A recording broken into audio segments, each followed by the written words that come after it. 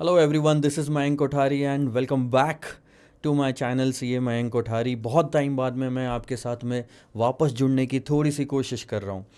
AFM और previously जो subject का नाम था एसएफएम, इससे काफ़ी एक लंबा आप बोल सकते हैं ब्रेक लेने के बाद में मैं वापस आया हूँ सब्जेक्ट के साथ में थोड़ा सा तालमेल और बैठाने के लिए, और आप लोगों के साथ में भी। So this is going to be RTP November 2024 video.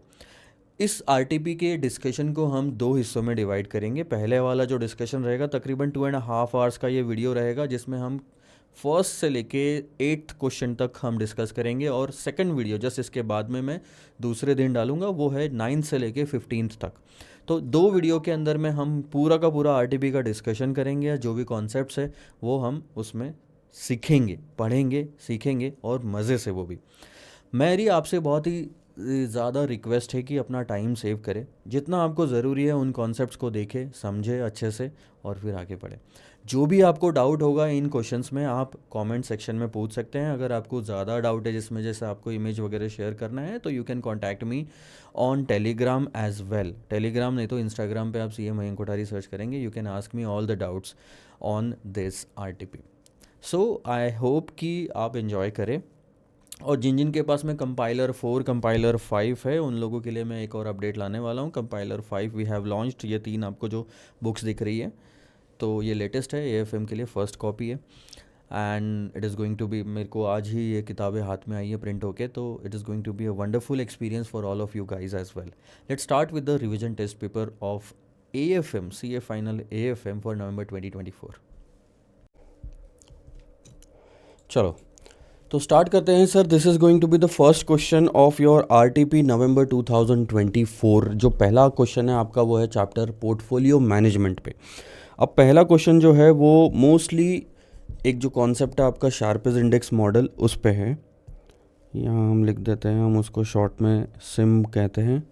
आप उसको सिंगल इंडेक्स मॉडल बोलो या शार्पेज इंडेक्स मॉडल बोलो, ठीक है। अब ये सेम क्वेश्चन जो है आपके मटेरियल में है, इंस्टीट्यूट के कंपाइलर में भी है, और उसी पे उन्होंने केस स्टडी बना के 5 एमसीक्यूज़ पूछे हैं। और सबसे बढ़िया बात जो आपको ध्यान में रखनी चाहिए वो है कि 5वें एमसीक्यू में जो इंस्टीट्यूट ने आंसर दिया है उससे मैं तो एटलीस्ट डिफ़र करता हूँ। बाकी मैं उसका लॉजिक भी आपको बताऊँगा कि आंसर इंस्टीट्यूट का और हमारा अलग अलग क्यों आ रहा है। आइए देखते हैं सर, ये पहला question. Two friends mister A और मिस्टर एन, ये दो दोस्त थे, ये डिस्कस कर रहे थे about the risk of market. While mister A is a sort of risk averse and mister N is an aggressive investor. Risk averse मतलब मिस्टर ए जनरली सेफ खेलना चाहते हैं, ज़्यादातर रिस्क नहीं लेते, और मिस्टर एन जो है वो रिस्क लेके ज़्यादा रिटर्न हासिल करने की इच्छा रखते हैं, ठीक है। अब जो ज़्यादा रिटर्न चाहता है उसे ज़्यादा रिस्क लेना पड़ता है, ये हमने एक कॉन्सेप्ट सीखा हुआ है। आओ, mister N said that we can not diversify the market risk at all. हम मार्केट का जो रिस्क है वो पूरी तरह से मिटा तो नहीं सकते, हम उसे सिस्टमैटिक रिस्क भी कहते हैं। And he coated the modern portfolio approach. Both friends analyse the market data for the few months and came out with expected returns on the two stocks for a particular market, ठीक है। अब दोनों की एक background आपको समझ में आ गई। अब हम देखते हैं डेटा क्या है। मार्केट का रिटर्न दिया हुआ है या तो 7% यानी 7% और 25%। वैसे ही एक और स्टॉक है, स्टॉक नंबर 1 अग्रेसिव स्टॉक, और सेकंड स्टॉक है डिफेंसिव स्टॉक। अग्रेसिव स्टॉक में इन्वेस्टमेंट कौन करेगा? जो अग्रेसिव है रिटर्न्स के लिए, वो है मिस्टर एन। डिफेंसिव स्टॉक में मिस्टर ए शायद इन्वेस्ट करेंगे। चलो, अब आपको ये जो दो रिटर्न दिए हुए हैं ये पॉसिबल रिटर्न है, या तो 7 या तो 25। वैसे ही अग्रेसिव का 4 और 40, और डिफेंसिव का 9 और 18%। ये आपको डेटा दे दिया। अब हम आते हैं पहली बात पे, जस्ट अ सेकेंड। तो पहला एमसीक्यू हमको जो दिया हुआ है वो है the beta of defensive stock is. आपको क्या कैलकुलेट करना है सर? डिफेंसिव स्टॉक ये रहा, इसका कैलकुलेट करना है बीटा। बीटा कैलकुलेट करने के हमने कई तरीके देखे, इसमें से एक थ्योरी आती है शार्पेज इंडेक्स मॉडल, जिसके अंदर हमने देखा रिटर्न और रिस्क कैलकुलेट करने के दो फॉर्मूले होते हैं। रिटर्न और रिस्क कैलकुलेट करने के दो फॉर्मूले होते हैं। रिटर्न कैलकुलेट करने का जो फॉर्मूला हो गया वो था आपका R I is equal to alpha I plus beta I R M. यहाँ तक मोस्टली ख़त्म हो जाता है। एक फैक्टर और होता है उसमें, अनएक्सपेक्टेड इवेंट की वजह से कुछ रिटर्न पे इम्पैक्ट पड़ता है तो वो, बट मैक्सिमम टाइम हमने ये बोला था कि ये ज़ीरो ही रहता है। तो इसे अगर नहीं भी लिया जाए, इसके बारे में कोई डेटा क्वेश्चन में नहीं है, इसका मतलब ये ज़ीरो हम मानेंगे। तो अब हमारा फॉर्मूला हो गया ये। अब इस फॉर्मूले से भी हम बीटा निकाल सकते हैं। पहला देखो, बहुत सिंपल सा तरीका मैं आपको इसमें समझा रहा हूँ। आप डिफेंसिव स्टॉक और मार्केट, क्योंकि बीटा मार्केट से कनेक्टेड होता है तो आप मार्केट के रिटर्न ले सकते हो और डिफेंसिव स्टॉक के ले सकते हो। ये फॉर्मूला हम दोनों चीज़ों पे एक बार लगा के देखते हैं, ठीक है। आओ, सबसे पहले मैं मार्केट का रिटर्न लेता हूँ और डिफेंसिव का रिटर्न लेता हूँ, दैट इज़ 7। अगर मार्केट का रिटर्न 7% है तो डिफेंसिव स्टॉक का रिटर्न 9% होगा, ठीक है। अगर मार्केट का रिटर्न 25% है तो डिफेंसिव स्टॉक का रिटर्न कितना होगा, 18%। हम मार्केट और डिफेंसिव स्टॉक ही क्यों ले रहे सर, अग्रेसिव और डिफेंसिव क्यों नहीं ले रहे? बहुत सिंपल है सर, जब भी आप इस थ्योरी के हिसाब से किसी भी स्टॉक का रिटर्न निकाल रहे हो तो उसमें आपको मार्केट रिटर्न भी चाहिए होता है, ठीक है। अब आ जाओ हम लगाते हैं। देखो, अपना फॉर्मूला था RI, मैं यहीं पे सॉल्व कर रहा हूँ ताकि आपको समझा सकूँ, और आपको चाहिए होगा तो उस आखिरी में मैं ये आपको PDF शेयर कर लूँगा RTP का, जिसमें ये सारी मार्किंग रहेगी ताकि आपके ध्यान में आ जाएगा, बहुत आसान जाएगा आपको। RI is equal to alpha I plus beta I RM, ठीक है। अब हम लगाते हैं सबसे पहले फर्स्ट रिटर्न्स पे। तो डिफेंसिव स्टॉक का रिटर्न है 9% यानी 9%। अल्फ़ा आई निकालना है, अल्फ़ा आई नहीं दिया हुआ है, बीटा आई भी नहीं दिया हुआ है, वो तो निकालना है, और मार्केट का रिटर्न होता है यहाँ पे 7%, ठीक है। ये बन जाएगा हमारा पहला इक्वेशन। अब सेम हम दूसरे रिटर्न्स पे लगाते हैं तो 18% आता है डिफेंसिव स्टॉक, अल्फ़ा आई, बीटा आई, और 25% आएगा हमारा मार्केट का रिटर्न। ये हो गया दूसरा इक्वेशन। अब हमें और कुछ नहीं करना, बस इक्वेशन 2 को इक्वेशन 1 को 2 से माइनस कर दो और देखो क्या आता है। अब जब आप इक्वेशन 2 माइनस इक्वेशन 1 करोगे, मतलब 18 माइनस 9 करोगे, तो बैलेंस बचा 9, अल्फ़ा हो गया 0। ये भी अल्फ़ा है, ये भी अल्फ़ा है, दोनों में सेम ही रखते हैं हम, तो ये हो गया 0, इससे कोई फ़र्क नहीं पड़ा। तो अब ये जो बचा है वो है 25 माइनस 7 यानी कि 18, बीटा आई 18। अब अगर आप उसको सॉल्व करोगे तो beta I is equal to 9/18 and that comes to 0.5, जो कि हमारा आंसर है बी, ठीक है। सॉरी, ऐसे आया। ये एक तरीका हो गया निकालने का। दूसरा तरीका हमने जो सीखा था बेसिक, वो है रिग्रेशन एनालिसिस। आप अगर रिग्रेशन एनालिसिस भी करोगे, मैं फॉर्मूला बताता हूँ आपको। हम चलते हैं फॉर्मूला बुक में। फॉर्मूला बुक में अगर हम देखेंगे बीटा का,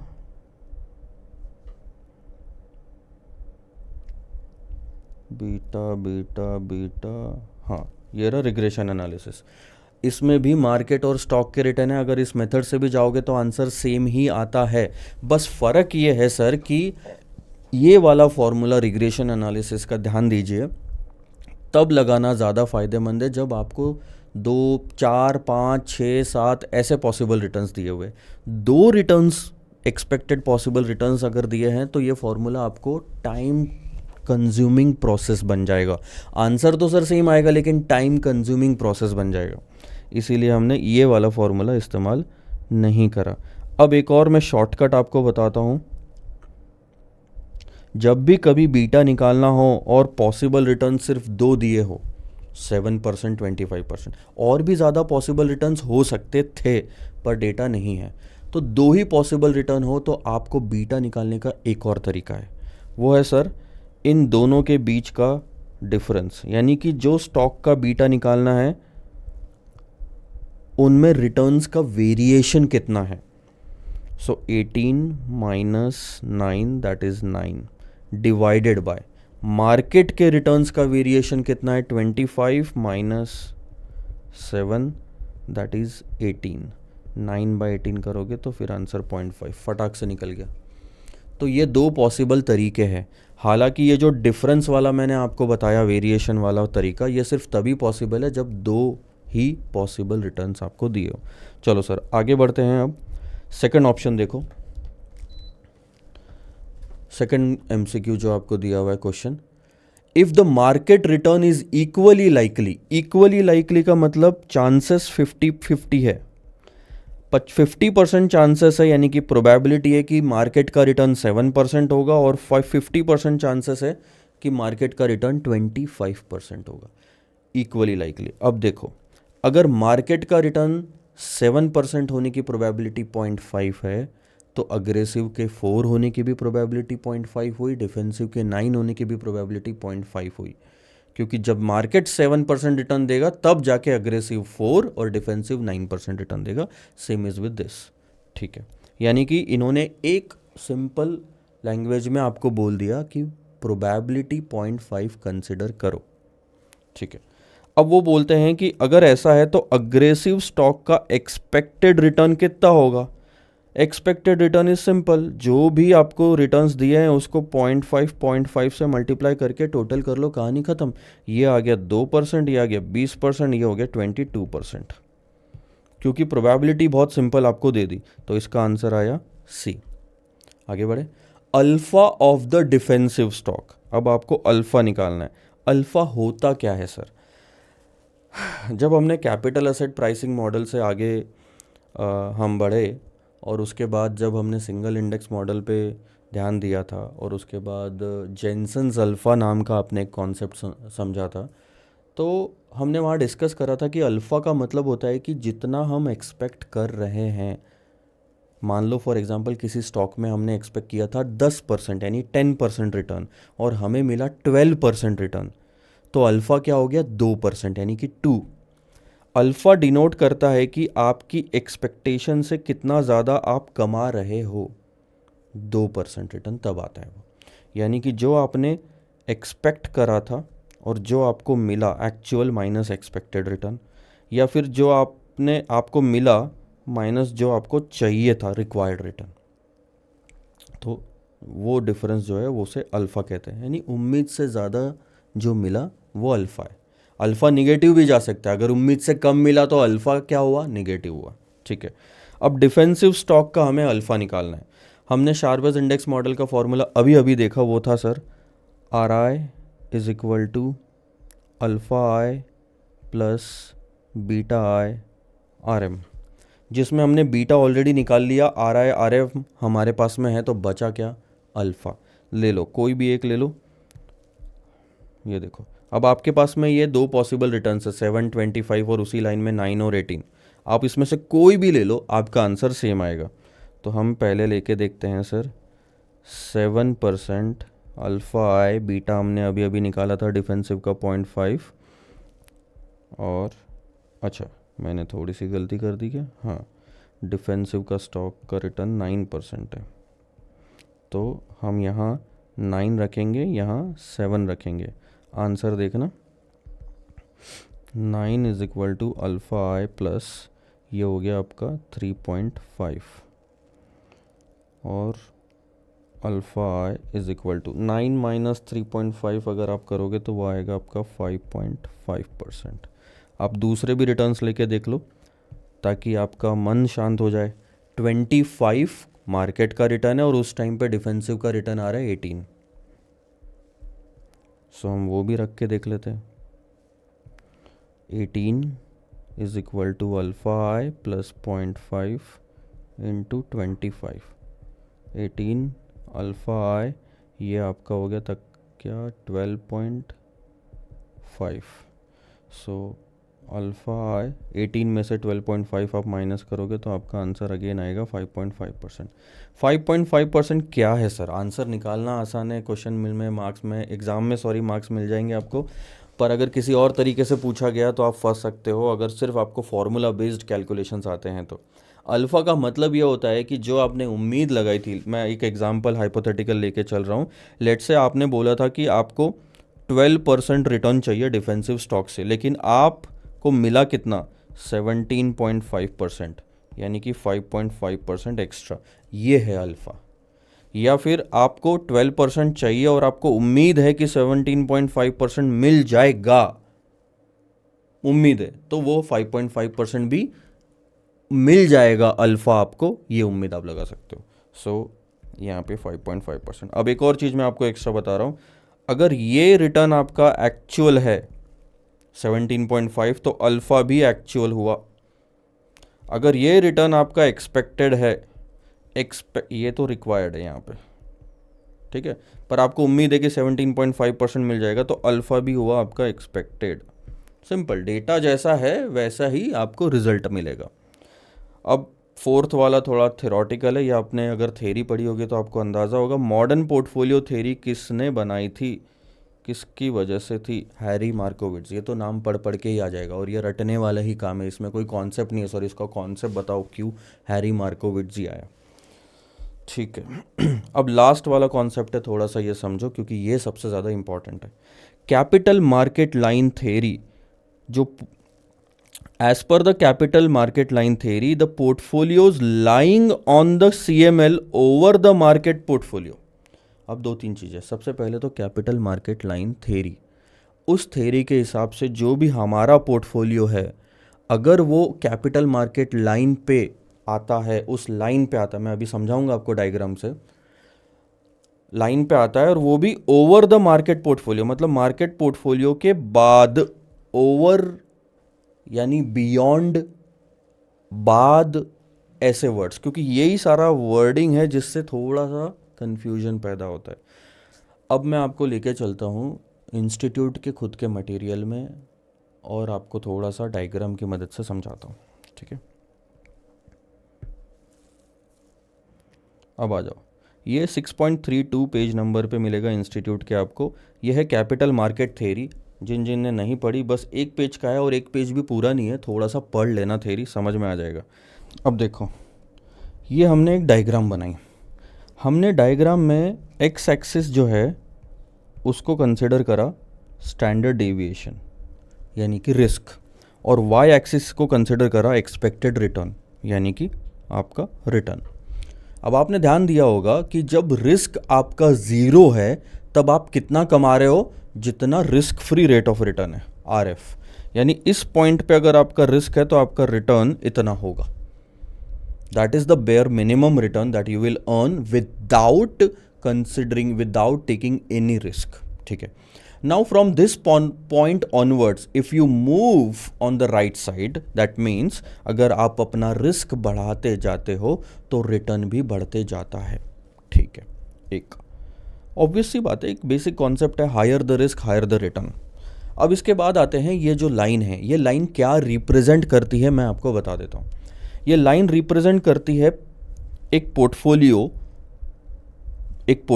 का रिस्क और रिटर्न जो बनाया गया है, जो पोर्टफोलियो बनाया गया है दो चीज़ों से, दो टाइप ऑफ असेट से।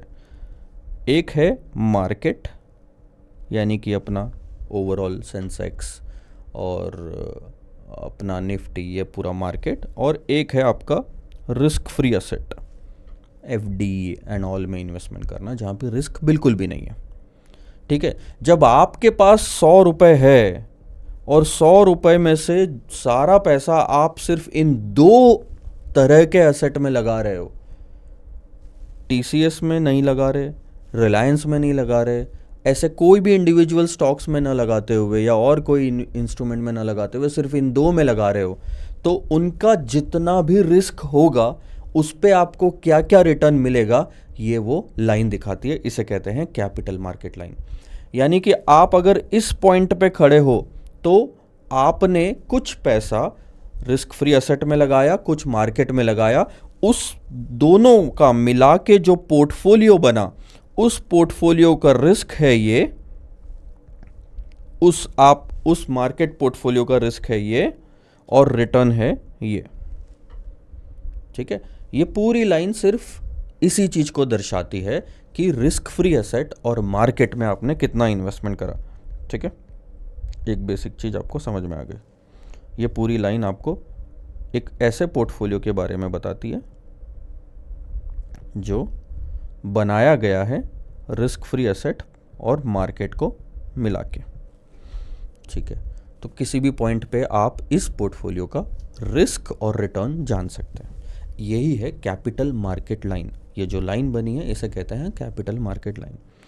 अब ये हो गए एक स्टैंडर्ड, ठीक है। अब इसके बाद जब आप इन्वेस्टमेंट करते हो, अब आपके पास लेट्स से फॉर एग्जांपल 100 रुपये, ठीक है।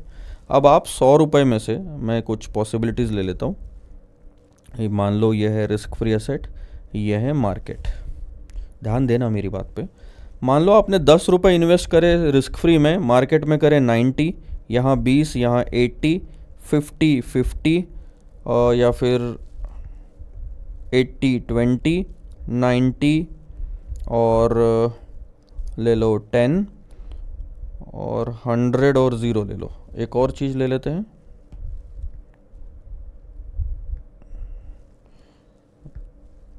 0 और 100, ठीक है। मैंने अपने मन से पॉसिबिलिटीज़ ले ली, अब मैं आपको इसका मतलब समझाऊंगा। एक तरह से हम पूरा कैपिटल मार्केट थ्योरी पढ़ रहे हैं। अगर आपका इन्वेस्टमेंट 100% रिस्क फ्री सिक्योरिटी में है और मार्केट में आपने कुछ भी इन्वेस्टमेंट नहीं करा, इसका मतलब समझो कि मार्केट का कुछ भी रिस्क नहीं उठा रहे और रिस्क फ्री एसेट का रिस्क तो ज़ीरो ही होता है।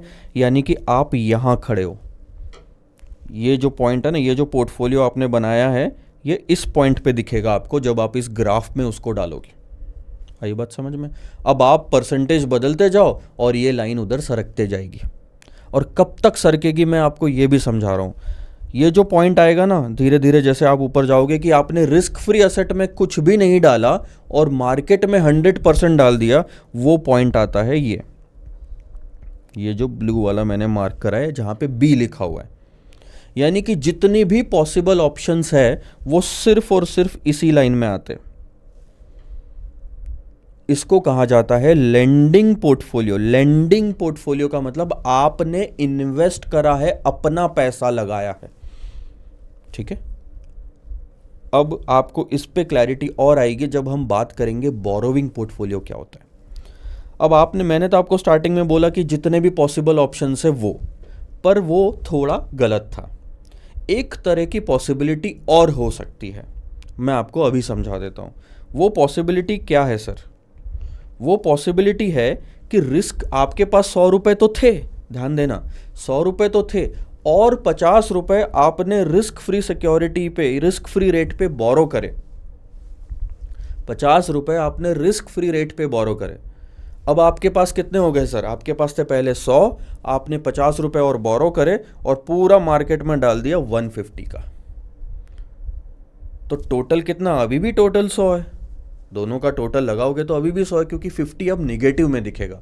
इन्वेस्टमेंट जब आपने अपने जेब से लगाया था तब पॉजिटिव दिख रहा था, अब आपने उनसे लिया है, बोरो किया है, लोन लिया है, अपने 100 रुपये में ऐड करके पूरा मार्केट में लगाया है। तो अब रिस्क फ्री रिटर्न, लेट से यहाँ पे मैं लेके चलता हूँ कि रिस्क फ्री रिटर्न आपका 4% था और ये था 15%, 15%, ठीक है। तो पहले क्या हो रहा था, जब आप रिस्क फ्री एसेट में लगा रहे थे पैसा तो 4% आपको कमाई हो रही थी। अब 4% पे आपने बोरो करा है तो ये आपको 4% कॉस्ट यानी इंटरेस्ट देना पड़ेगा। ये जब बढ़ते जाएगा ना, अब आप इसकी तो कोई लिमिट ही नहीं है। लेट से आपने 10 रुपये बोरो करा, टोटल इन्वेस्टमेंट मार्केट में करा 110, तो ये फिर हो गया 100, 100 यानी, ठीक है। आपने 20 बोरो करा और 120 लगाया, फिर 100।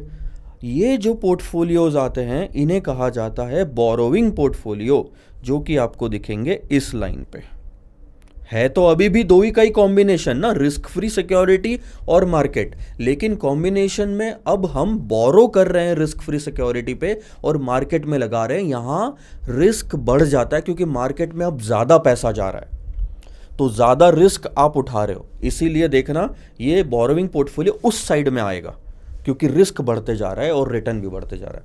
अब आपको समझ में आया what is the difference in borrowing portfolios and lending portfolio. Lending portfolio में आपने अपना पैसा दिया, रिस्क फ्री एसेट में भी, मार्केट में भी। बोरोविंग पोर्टफोलियो में भी आपने अपना पैसा दिया पर बोरो भी किया, ये बोरो करके लगाया हुआ पैसा, तो वो बोरोविंग पोर्टफोलियो में चला गया, ठीक है।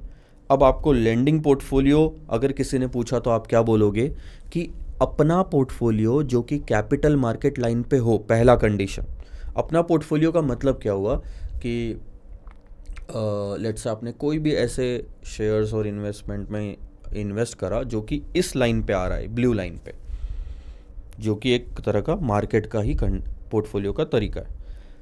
तो अगर ध्यान देना, अगर आपका बी वाले पॉइंट से, यानी कि प्योरली मार्केट, यहाँ क्या था बी पॉइंट पे क्या था, मैं आपको फिर से बता देता हूँ।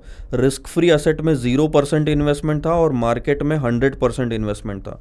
यानी कि आपने पूरा पैसा मार्केट में न डालते हुए कुछ पैसा रिस्क फ्री में डाला है, तो उसे लेंडिंग पोर्टफोलियो कहेंगे, जो नीचे आता है, बी पॉइंट के नीचे आ रहा है, below the market portfolio, below the market portfolio, this will be called as below. ठीक है। और बोरोइंग पोर्टफोलियो को बोलेंगे beyond the market portfolio. Market portfolio क्या, इसको हमने बेस बना लिया, सेंटर पॉइंट को, इसके नीचे का लेंडिंग पोर्टफोलियो, इसके ऊपर का बोरोइंग पोर्टफोलियो।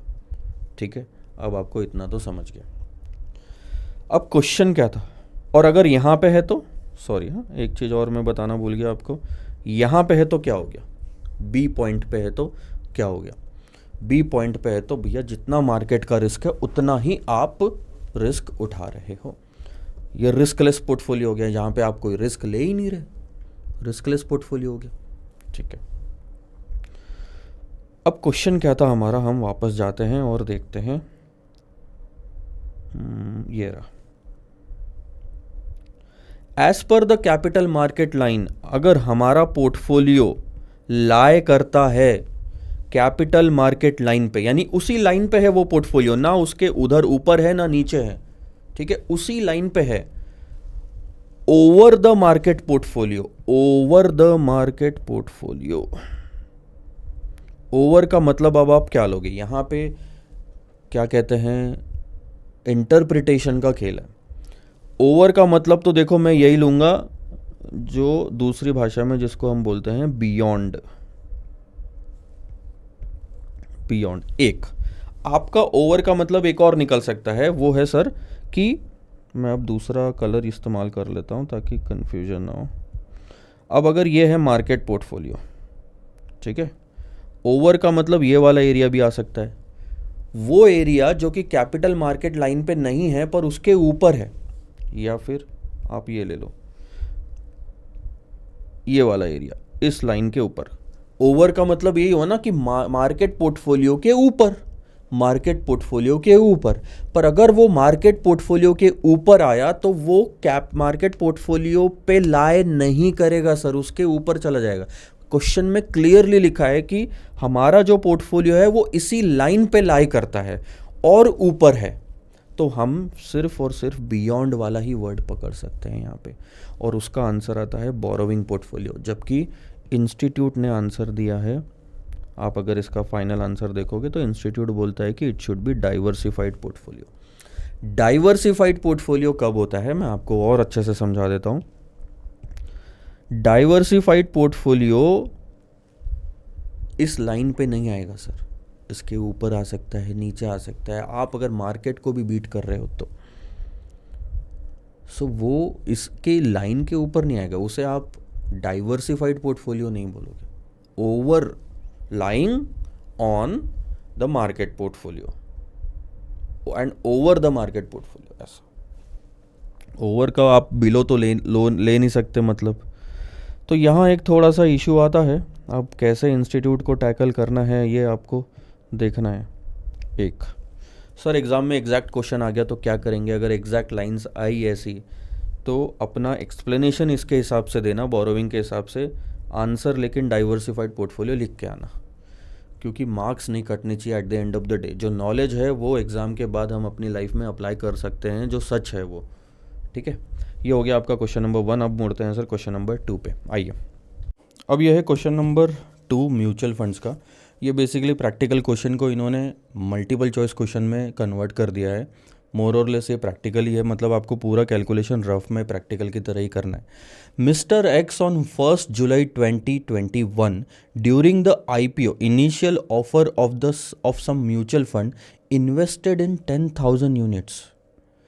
1 जुलाई 2021 को जब कोई नया म्यूचुअल फंड मार्केट में आया तब उन्होंने मिस्टर एक्स ने 10,000 यूनिट्स इन्वेस्ट करे फेस वैल्यू 10 रुपीज़ की।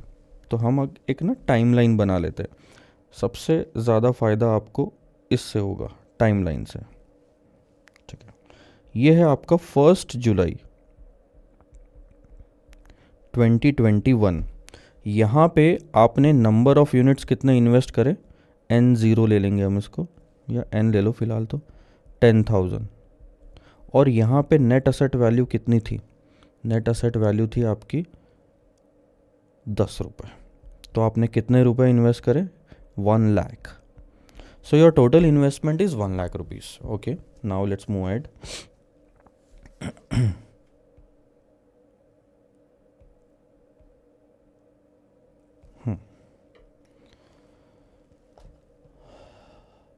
ऑन 31 मार्च, यहाँ से मैं पढ़ रहा हूँ, ध्यान देना।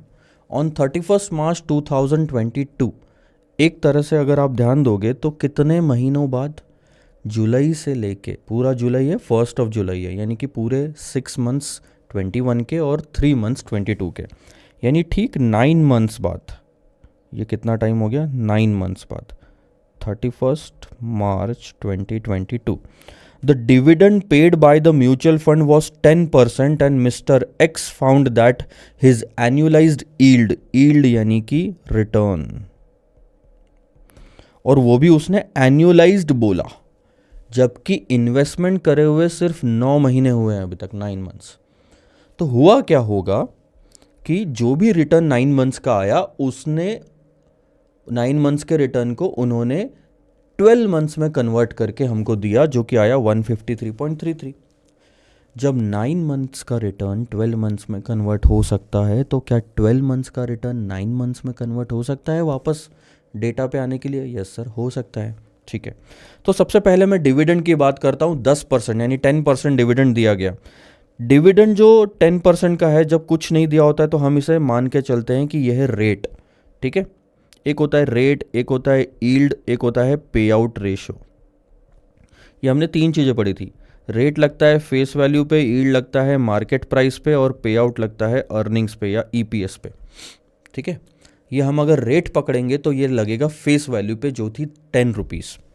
10,000 यूनिट 10 रुपीज़ की फेस वैल्यू भी थी, एनएवी भी थी। 1 लाख पे 10%, 10% हम कैलकुलेट करें तो हमें डिविडेंड मिला था 10,000 रुपीज़ का 31 मार्च 2022 का।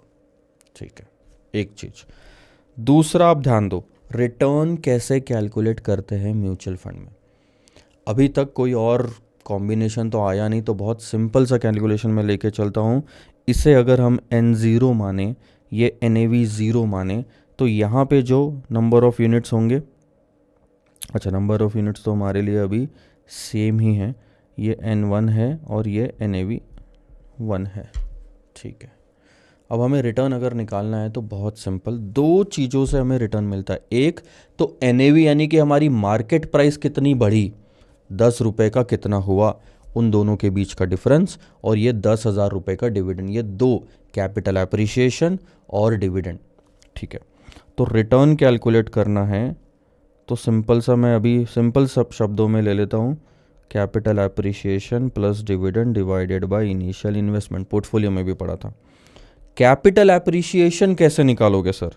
जो भी आपकी क्लोजिंग एनएवी है उसको पहले तो ओपनिंग एनएवी से माइनस कर दो, तो आपको पता चल जाएगा कि 10 रुपये के भाव से खरीदा हुआ म्यूचुअल फंड आज कितने का हो गया। उसके बीच का difference is your profit on 1 unit, multiplied by N0 कर दोगे टोटल यूनिट्स, तो ये आ गया आपका कैपिटल एप्रिसिएशन।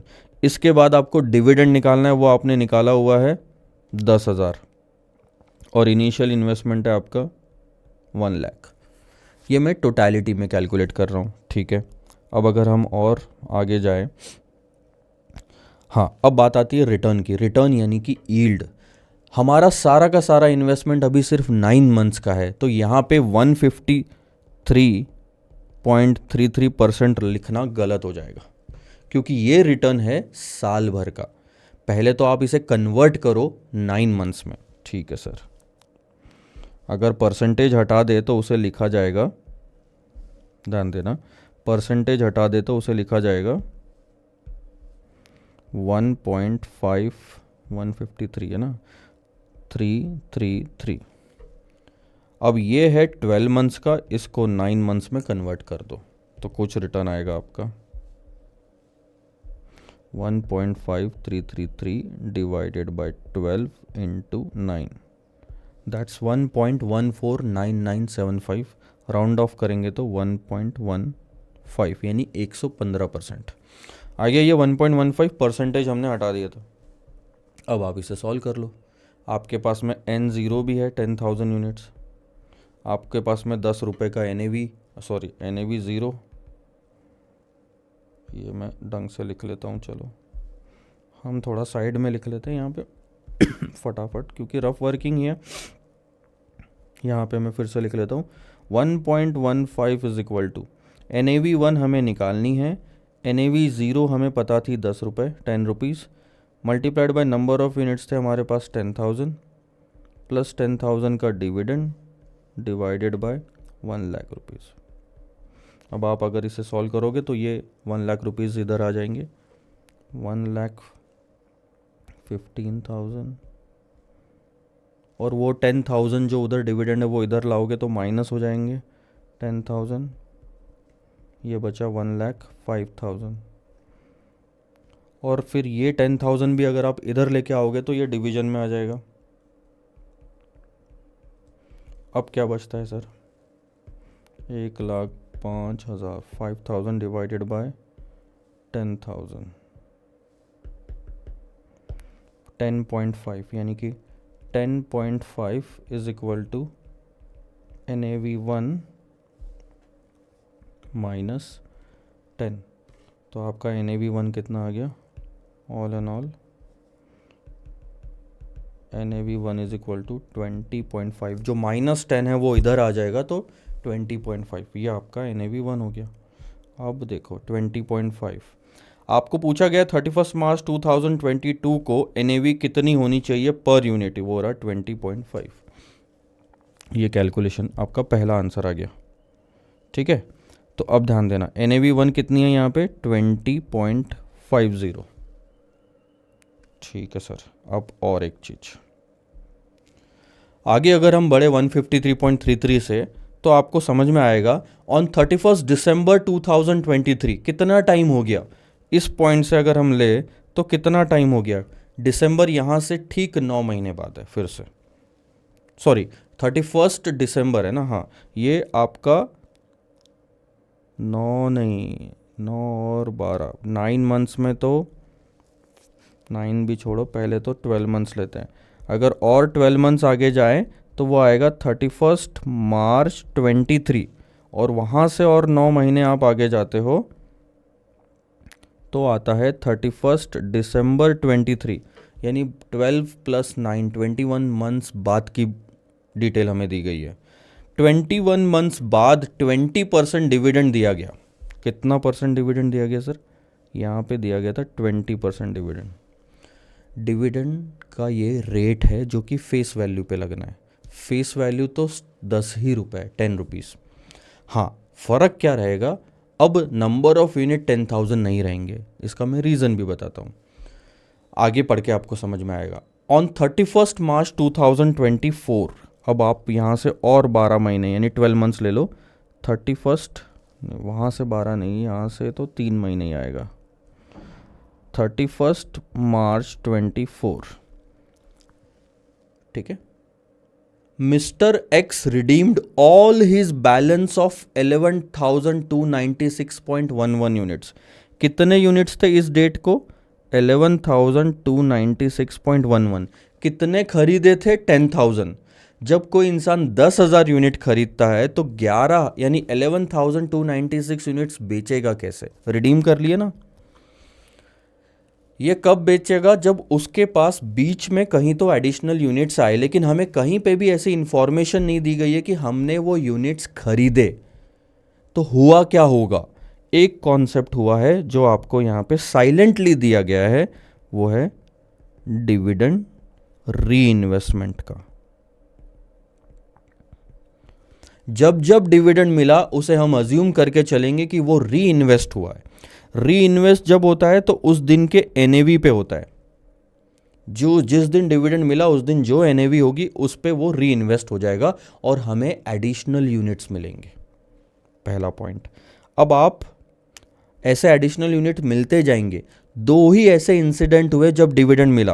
पहला इंसिडेंट था यहाँ पे जब मैंने 1 लिखा है, यहाँ पे 10,000 का डिविडेंड मिला। दूसरा इंसिडेंट हुआ यहाँ पे जब हमें 20% का डिविडेंड मिला। ठीक है, तो सबसे पहले तो यहाँ निकाल लेते हैं कि हमें एडिशनल यूनिट्स और कितने मिले थे। तो इन्वेस्टमेंट कितना करा होगा आपने, 10,000 का, और उस दिन की एनएवी थी 20.50। तो यहाँ पे आपको एडिशनल यूनिट्स पता चल जाएंगे। मैं यहाँ निकाल लेता हूँ। आपके पास स्टार्टिंग में थे 10,000 यूनिट, 10,000। उसके बाद आपको पहले और यूनिट्स कब मिले, जब आपने पहला डिविडेंड री इन्वेस्ट करा 20.5 के एनएवी पे। ठीक है, सो 10,000 प्लस कितना आ जाएगा ये 20, सॉरी आपने 10,000 रुपये इन्वेस्ट करे ना, 10,000 डिवाइडेड बाय 20.50, यानी आपको एडिशनल यूनिट्स जो मिले थे वो थे 487.80। तो आपके पास टोटल यूनिट्स कितने हो गए, 10,487.80। किस डेट पे सर, आपके 31 मार्च 2022। Answer is first. सेकंड वाले एमसीक्यू में भी इन्होंने जो क्वेश्चन पूछा है वो है कि इस डेट पे ठीक 9 महीने बाद इन्वेस्टमेंट के हमारे पास एडिशनल जो नंबर ऑफ यूनिट्स थे वो टोटल कितने थे। टोटल पूछा उन्होंने, एडिशनल नहीं पूछा। तो टोटल में पहले के 10,000 और 487 जो हमें एक्स्ट्रा मिले वो 10,487.80। अब ध्यान देना, मैं वापस पीछे जा रहा हूँ।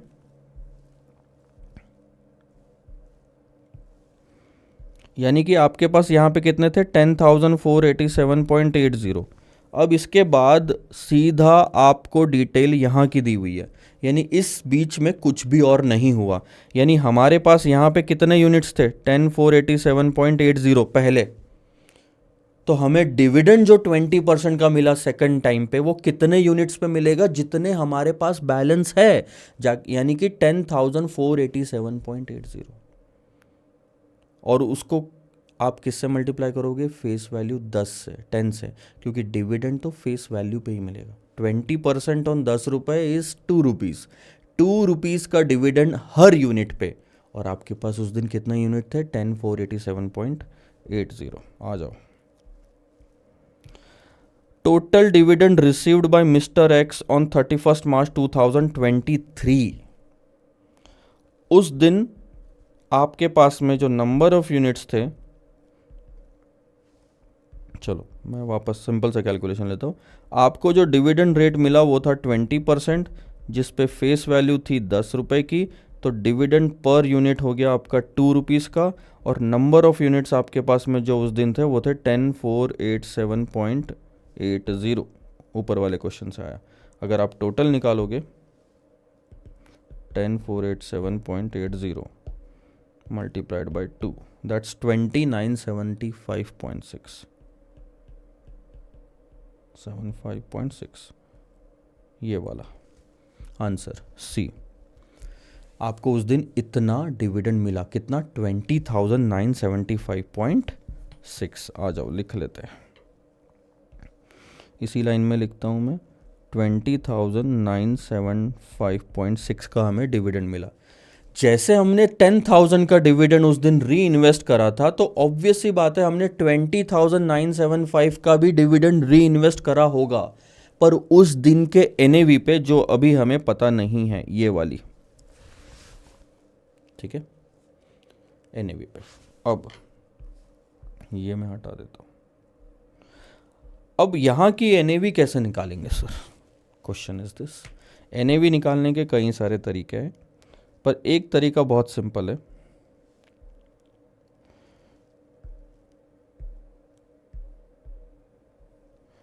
आपने अगर ध्यान दिया होगा तो आपके पास 10,487.80 यूनिट्स थे, जबकि 31 मार्च 2024 को आपने 11,296.11 यूनिट्स रिडीम करे। जबकि थे 10,487, तो 11,000 कैसे रिडीम कर सकते हो, वो एक्स्ट्रा यूनिट्स कहाँ से आए, वो एक्स्ट्रा यूनिट्स आए थे आपने जब ये वाला डिविडेंड 20,975.60 वाला डिविडेंड री इन्वेस्ट करा था उस दिन के एनएवी पे। अब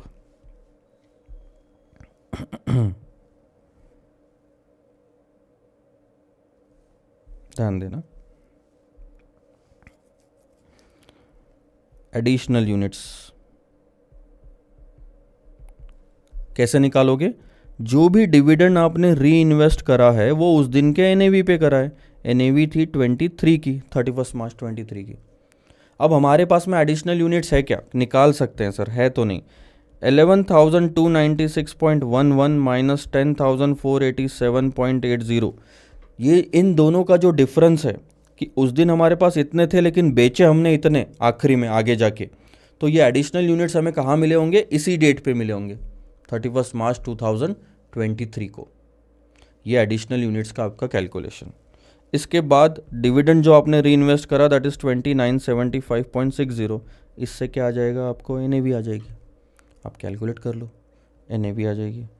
ठीक है सर, 11,296.11 माइनस 10,487.80 दैट्स 808.31। आपको उस दिन एक्स्ट्रा जो यूनिट्स मिले थे दैट इज़ 808.31। अब आप ये 808 को उस साइड ले जाओ, 20,000 से डिवीजन में लाओ, आपको एनएवी मिल जाएगी। चलो कैलकुलेट करें।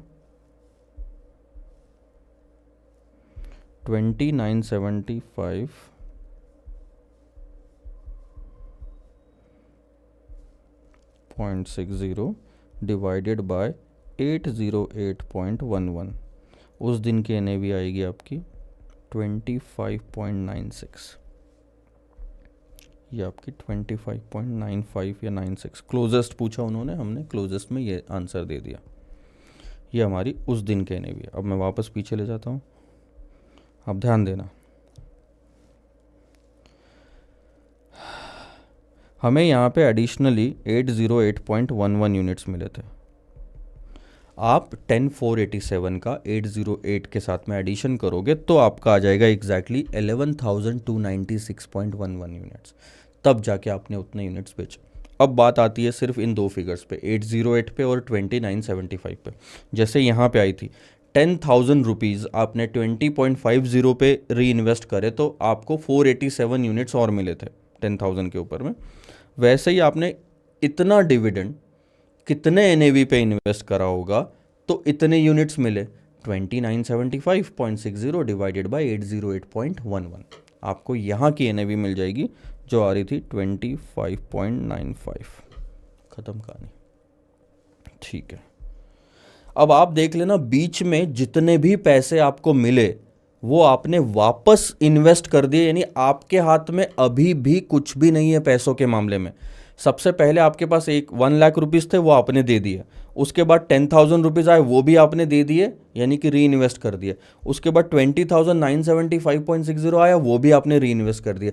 अब आपके हाथ में कुछ नहीं है। जो आपने अपने जेब से पैसा लगाया था वो 1 लाख रुपीज़ था स्टार्टिंग में, और जो पैसे बीच में आए वो अब आप इनकम कैलकुलेट नहीं करोगे उसको, वो गया, वो यूनिट्स में कन्वर्ट हो गया, आपको उसके बदले एक्स्ट्रा यूनिट्स मिल गए। अब क्या होगा कैलकुलेशन? अब कहानी आती है कि इस दिन का एनएवी कितना है। लास्ट डे जो है 31 मार्च 2024, इस दिन का एनएवी क्या है, कैसे कैलकुलेट करोगे? ध्यान देना। अब वो पूछ रहे हैं NAV as on 31 March 2024 shall be approximately what.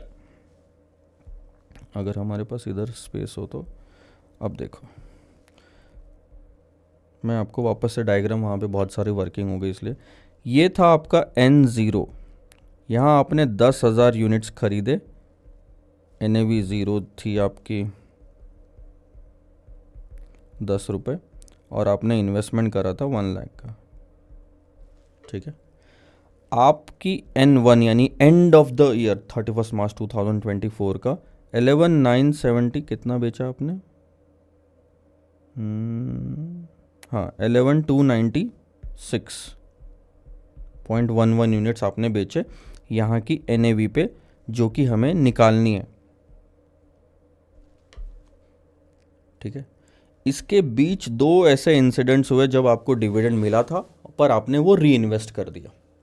ठीक है सर, अब हम लास्ट लाइन पढ़ेंगे क्वेश्चन की, यहाँ से पढ़ना शुरू करो। Mister x redeemed all his balance 11 to 96.11 units when his annualised yield was 73.52%। उन्होंने पता लगाया कि मेरा हर साल का रिटर्न अब जो कैलकुलेट होके बनता है वो है 73.52%, जबकि इन्वेस्ट किए हुए कितना टाइम हो गया सर?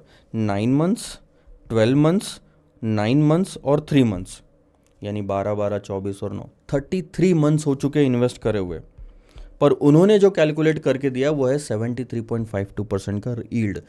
रिटर्न हमेशा इन्वेस्टमेंट पे कैलकुलेट करा जाता है और इन्वेस्टमेंट सिर्फ और सिर्फ आपके जेब से जो हुआ वो है स्टार्टिंग में। आप बोलोगे सर हमने 10,000 रुपये भी तो इन्वेस्ट करे थे, नहीं, वो तो आया और गया, आपका नहीं था वो, आपकी कमाई वहीं से हुई थी और वहीं पे लग गई। वैसे ही 2975 के साथ भी है, जो आपके जेब से लगा वो है 1 लाख और आप जो रिटर्न कैलकुलेट करोगे वो है इस पे एनुअलाइज्ड यील्ड 1 लाख पे। और यहाँ से लेके यहाँ तक का सफ़र 33 मंथ्स का है।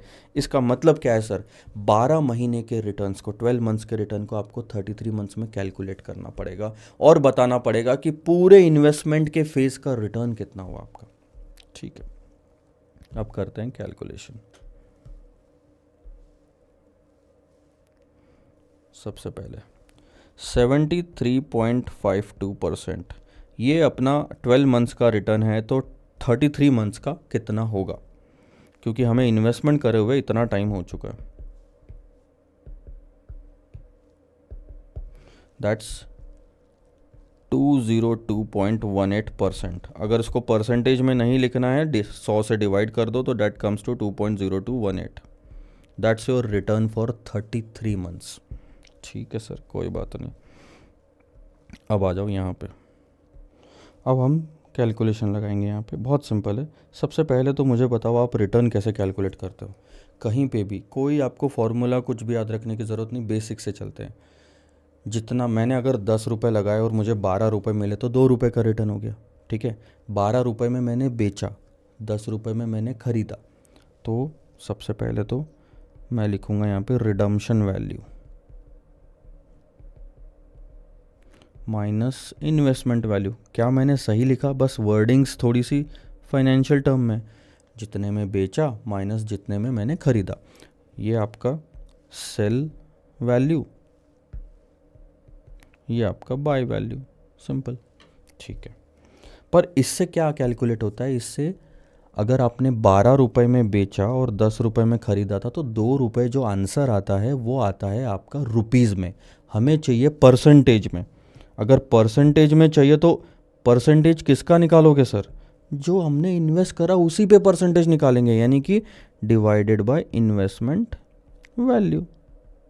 अब आ जाएगा आपका आंसर परसेंटेज में या आपका पॉइंट में। ठीक है, अब देखो रिडम्पशन वैल्यू कैसे निकालोगे? कितने यूनिट्स बेचे यानी कि N1, कितने में बेचा यानी कि NAV1। ठीक है, माइनस इन्वेस्टमेंट क्या था सर? NAV0, 10 रुपये में 10,000 यूनिट्स हमने खरीदे थे, डिवाइडेड बाय नीचे भी वही आ जाएगा NAV0 और NAVN0, तो नीचे 1 लाख आ रहा है। अगर आप थोड़ा सा ध्यान दोगे तो NAV0 थी आपकी 10 और N थे आपके 10,000 यूनिट्स, यानी कि ये 1 लाख आ गया, नीचे भी 1 लाख आ जाएगा। और इस तरह से रिटर्न कैलकुलेट होके जो आया वो था 2.0218, अभी अभी पिछले पेज पे करा। अब इसे सॉल्व करना है, सिंपल कैलकुलेशन है। ठीक है सर, देखो मैं यहाँ पे थोड़ा सा लिख लेता हूँ। 2.0218 is equal to NAV1, N1 कितने हैं? 11,296.11 यूनिट्स आपने बेचे NAV1 पे, ये हमें निकालना है, minus 1 lakh divided by 1 lakh. अब नीचे वाले 1 लाख को उधर भेजोगे तो मल्टीप्लाई हो जाएगा 2 से, यानी कि 2,02,180 आएगा, और उधर का 1 लाख इधर लेके आओगे न्यूमरेटर वाला तो वो ऐड हो जाएगा, यानी कि 3,02,180।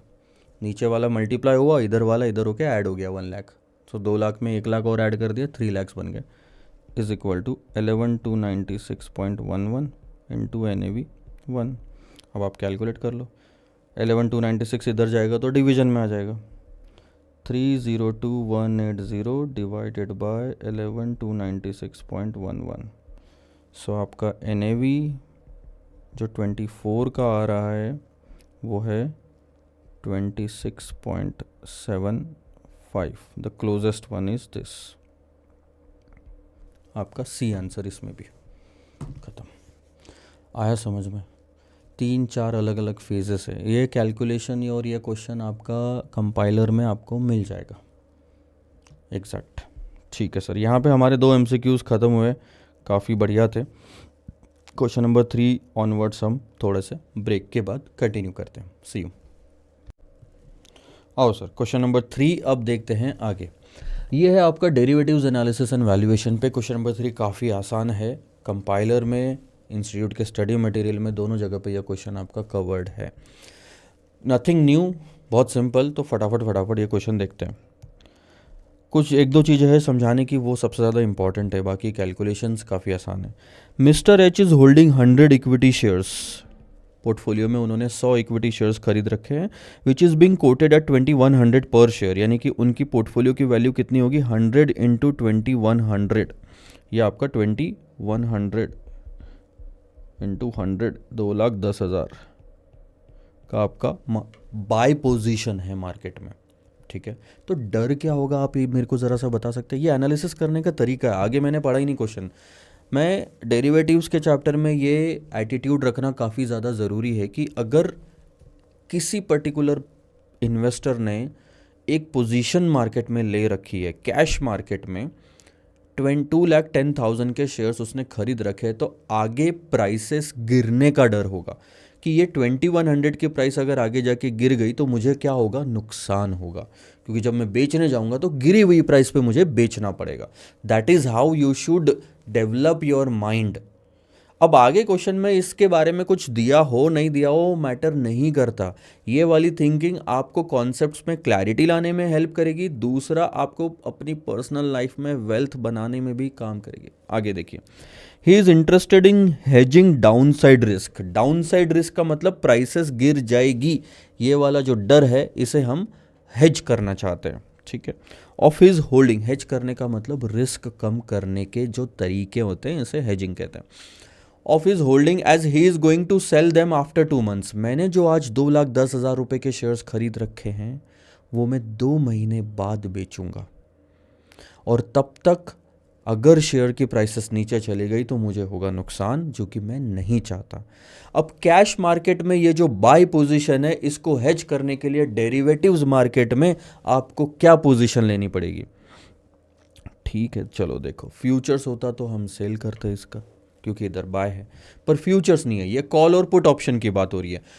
2 महीने के बाद ही मैं बेचना चाहता हूं, 2 महीने का ही कॉल ऑप्शन अवेलेबल है at a premium of 60 rupees per share, and 2 month put option is available at a premium of 50 rupees per share. ये जो प्रीमियम आपको 60 और 50 का देना पड़ रहा है, ये पर शेयर है। और यहाँ पे लॉट साइज की कुछ खास बात नहीं करी गई, तो हम मान के चलेंगे कि 100 के 100 इक्विटी शेयर पे 60 रुपीज़ का प्रीमियम कॉल ऑप्शन खरीदने पे, पुट ऑप्शन खरीदने पे 50 रुपीज़ पर शेयर, यानी 50 इंटू 100, 60 इंटू 100 करेंगे, इतना प्रीमियम आपको देना पड़ेगा। अब आप मुझे एक चीज़ बताइए, आपको यहाँ पे कॉल और पुट दोनों की ज़रूरत है क्या? डेटा तो दिया हुआ है, पर ज़रूरत है क्या? नहीं सर, कॉल और पुट की ज़रूरत नहीं है। देखो, अगर आप 2 महीने बाद शेयर्स बाय करने वाले होते तो प्राइसेस बढ़ने का डर होता, और वहाँ पे आज आप कॉल ऑप्शन लेते। लेकिन 2 महीने बाद मैं शेयर्स बेचने वाला हूँ, ठीक है, मैं सेल करने वाला हूँ, तो मुझे प्राइसेस गिरने का डर है, वहाँ पे हम लेते हैं put option. Put option is the right to sell at a higher price because you are expecting that the prices will go down। फिर से मैं एक बार और समझा देता हूँ, ध्यान देना। जब प्राइसेस बढ़ने का डर होता है तो आप आज ही खरीदने वाली प्राइस फिक्स करना चाहते हो, या फिर मैं वापस से सिचुएशन वाइज बताता हूँ। पहली सिचुएशन, अगर आपको फ्यूचर में शेयर्स बाय करने हैं तो रिस्क क्या होगा? प्राइसेस का इंक्रीज होने का। प्राइसेस बढ़ने का रिस्क है। अगर प्राइसेस बढ़ने का रिस्क है तो आज टाइम ज़ीरो पे आप कॉल ऑप्शन लोगे, बिकॉज इसको कहा जाता है राइट टू बाय। पर हमारी इस क्वेश्चन में सिचुएशन अलग है। हमें 2 महीने 3 महीने बाद शेयर्स खरीदने नहीं है, खरीद के तो हमने ऑलरेडी रखे हैं, हमें बेचने हैं। ठीक है सर, हमारी सिचुएशन सेल की है, तो रिस्क क्या होगा, प्राइसेस डिक्रीज। और डिक्रीज के लिए हम आज क्या करेंगे, पुट ऑप्शन खरीदेंगे, राइट टू सेल। आज ही हम बेचने की प्राइस डिसाइड करके रख लेंगे कि इनकेस अगर प्राइस गिरी तो फिर हम इस प्राइस पे बेच पाए। ठीक है, ये तो कॉल ऑप्शन पुट ऑप्शन में हो गया। तो हमें एक तरह से कॉल ऑप्शन की ज़रूरत नहीं है, हमें ज़रूरत है पुट खरीदने की। अगर आप पुट खरीदोगे तो 50 × 100, 50 का प्रीमियम हर शेयर पे देना पड़ेगा। आपका खर्चा कितना हो गया सर, 5,000 रुपये का। ठीक है, आगे देखो। The strike price in both cases is 2200। Strike price क्या होती है sir, strike price put option या और कॉल ऑप्शन दोनों में, अगर खरीदना है तो 2200 में खरीद लेना, बेचना है तो 2200 में बेच देना। ये होता है मतलब स्ट्राइक प्राइस का। सो 2200 में बेचने का आपको राइट मिल रहा है। 2100 से प्राइसेस गिरी भी तो भी आप 2200 में बेच सकते हो। ठीक है, अब आपको क्या कैलकुलेट करना है, suggest the position mister H should take in the option market to hedge. कौन सी पोजीशन लेनी चाहिए सर, कॉल ऑप्शन खरीदने का कोई सेंस नहीं बनता, क्योंकि हमें प्राइसेस बढ़ने का डर नहीं है। प्राइसेस अगर बढ़ गई तो हमारे लिए वैसे ही अच्छा है, क्योंकि हम ऑलरेडी शेयर्स खरीद के बैठे हुए हैं। प्राइसेस बढ़ेगी तो ऑलरेडी मतलब इनडायरेक्टली फ़ायदा ही होना है, तो और ऑप्शन में प्रीमियम पे करने की क्या ज़रूरत कॉल ऑप्शन खरीद के। So what we are going to do, we are going to buy put option by paying 5000 as a premium. This is your permanent expense. ठीक है, ये आपका खर्चा हो गया। अब आपका पुट ऑप्शन आप एक्सरसाइज करो नहीं करो कोई फर्क नहीं पड़ता। अब आगे, ये पहला हो गया आपका आंसर कि we should buy put option, because अब इसका ना ढंग से आंसर लिखना पड़ता है। ऐसा तो नहीं लिखोगे बाय पुट पे 5000 प्रीमियम घर जाते ना। आप पहले तो बोलो कि भैया हमारे पास शेयर्स ऑलरेडी है, हमें प्राइसेस गिरने का डर है, इसको हेज करने के लिए पुट ऑप्शन काम का है, सो बाय पुट। कॉल ऑप्शन तो काम का है ही नहीं। कैलकुलेट हिज फाइनल पोजीशन, अगर 2 महीने बाद में on the day of exercise actual market की जो शेयर की प्राइस है वो ये हो जाती है। अब इसके लिए बनाना पड़ता है टेबल। अगर आपने प्रैक्टिस करी होगी डेरिवेटिव्स वाले चैप्टर में तो एक टेबल बना सकते हैं हम। सबसे पहले स्ट्राइक प्राइस लिखो, ठीक है, सबसे पहले स्ट्राइक प्राइस यानी कि के, फिर आप लिखना स्ट्राइक प्राइस, सबसे पहले स्पॉट प्राइस ले लो यानी कि ये वाली प्राइसेस, उसके बाद आप लेना स्ट्राइक प्राइस। ठीक है, हम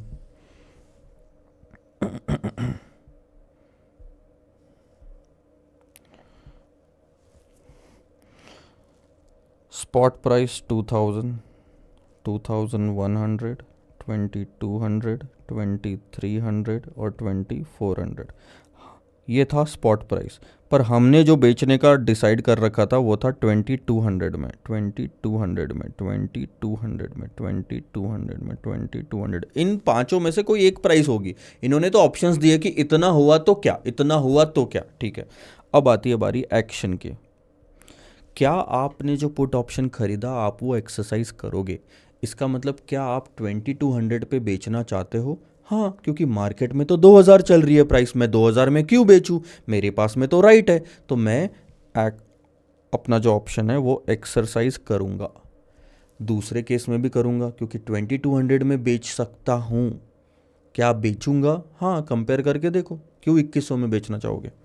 एक्सरसाइज, यहाँ पे आपका ऑप्शन लैप्स, आप यहाँ पे लैप्स होने दोगे और यहाँ पे लैप्स होने दोगे। लैप्स का मतलब क्या हो गया कि आप एक्सरसाइज नहीं करोगे। चलो आप एक ऐसा लिख लो उसको, नॉट एक्सरसाइज। क्यों? मार्केट में भी 2200 का रेट चल रहा है तो ऑप्शन में 2200 एक्सरसाइज करके कोई फायदा नहीं होगा, लैप्स बोल दो। मार्केट में जब 2300 का प्राइस चल रहा है तो मैं 2200 में क्यों बेचूंगा? मेरे पास राइट है, मैं बेच सकता हूं, पर बेचूंगा क्या? नहीं, मार्केट में ज़्यादा प्राइस मिल रही है वहां जाऊंगा। ठीक है, तो जहां आप ऑप्शन एक्सरसाइज करोगे वहीं पे आपको पे ऑफ मिलेगा, फ़ायदा होगा ऑप्शन में। कितने का सर? ये हो गया पे ऑफ, यहाँ 100 रुपये, 100 रुपीज़ का, सॉरी यहाँ 200 रुपीज़ का और यहाँ 100 रुपीज़ का। ठीक है, अब मैं ना पे ऑफ नीचे लिख लेता हूँ। अब ध्यान दोगे, पहले वाले में दोनों का डिफरेंस 200, इसमें 100, इसमें कुछ नहीं कुछ नहीं कुछ नहीं, क्योंकि डिफरेंस नहीं निकालना। आपने ऑप्शन एक्सरसाइज ही नहीं करा तो कुछ मिलेगा ही नहीं, नुकसान नहीं होता सर। ऑप्शन मार्केट में जो आपका नुकसान था वो था मैक्सिमम 5000 जो आप पे कर चुके हो, हर शेयर पे 50 रुपीज़ ने जो आपने दिए थे। ठीक है, अब मैं यहाँ पे वापस से पे ऑफ लिख लेता हूँ। पहले वाले केस में 200 था, यहाँ पे 100, 0 0 0। ठीक है, मेरा प्रीमियम जो मैंने दिया हर शेयर पे वो था 50 50 50 50 50। नेट पे ऑफ बोलेंगे हम इस पे। ठीक है, दैट इज़ 150। 200 रुपये मिले लेकिन 50 स्टार्टिंग में चले गए थे, 100 मिले लेकिन 50 स्टार्टिंग में चले गए थे, और यहाँ तो आपको नुकसान ही हो गया प्रीमियम का। ये है आपका पे ऑफ। और अगर टोटल कैलकुलेट करना है आपको तो 100 से मल्टीप्लाई करो, क्योंकि ये सारा का सारा एक शेयर पे है। टोटल अगर आप कैलकुलेट करोगे 100 से मल्टीप्लाई करने के लिए तो ये हो गया 15,000, 5,000, ये -5,000, -5,000, -5,000। तो इन एनी केस आप देखना कहीं पे भी आपका नुकसान जो है 5,000 के ऊपर नहीं गया, ये आपका हेजिंग हो गई। वो 5,000 रुपये स्टार्टिंग में ही डिसाइड हो गया था, फिर 5,000 रुपीज़ कि इतना प्रीमियम देना है। आइए इसका आंसर देखते हैं इंस्टीट्यूट के मटेरियल में।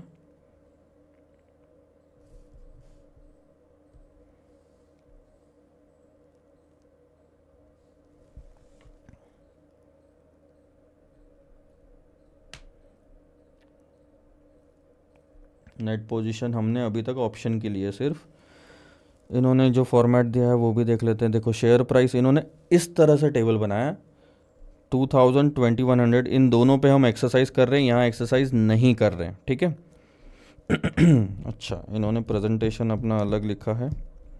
ठीक है ठीक है ठीक है, तो जहाँ हम एक्सरसाइज कर रहे हैं वहाँ हमने शेयर्स बेचे 2200 पे, 2200 पे। यहाँ पे हमें मार्केट प्राइस पे बेचेंगे तो ये हो गया मार्केट। तो ये जो 5 मैंने अंडरलाइन करे हैं उस पर हमने शेयर्स बेचे, तो ये हमारा इनफ्लो हो गया। Inflow from the option market, inflow in open market, क्योंकि हमने ऑप्शन में सिर्फ स्टार्टिंग के 2 केसेस में एक्सरसाइज करा तो यहाँ इनफ्लो हुआ, बाकी तो तीनों हमने ओपन मार्केट में ही एक्सरसाइज करा। तो ये दोनों का मिला के जो इनफ्लो है वो दिखाया। प्रैक्टिकली ऐसा दिखाना गलत है। प्रैक्टिकली जो एक्चुअल मार्केट में जब रियल लाइफ में होगा आपके साथ में, वो मैं क्या होगा ये भी बता रहा हूँ। आप रियल मार्केट में जो रियल प्राइस है उसी पे बेचते हो शेयर्स को, तो ये जो रियल मार्केट में शेयर्स बेचने जाओगे तो जो मार्केट में प्राइस थी उसी प्राइस पे वो बिकेगा। और यहाँ पे आएगा स्ट्राइक प्राइस का जो है, यहाँ पे आएगा आपका 200 और 100। ये नहीं आता सर, कोई 2200 आपको देता नहीं है। तो अब आपको ऑप्शन मार्केट में एक्सरसाइज करा तो 200 मिला, 200 वहाँ से इनफ्लो आया, शेयर्स बेच के 2000 वहाँ से आया, तो 2200 ऐसे आए। टोटल फिर भी सेम आएगी, बस दिखाने का तरीका अलग है। और यहाँ 2200, यहाँ 2200, 2300, 2400, ये है इसका और इसका टोटल। यहाँ पे दिखेगा वो आपको, सॉरी इसका और इसका टोटल, ये है वो।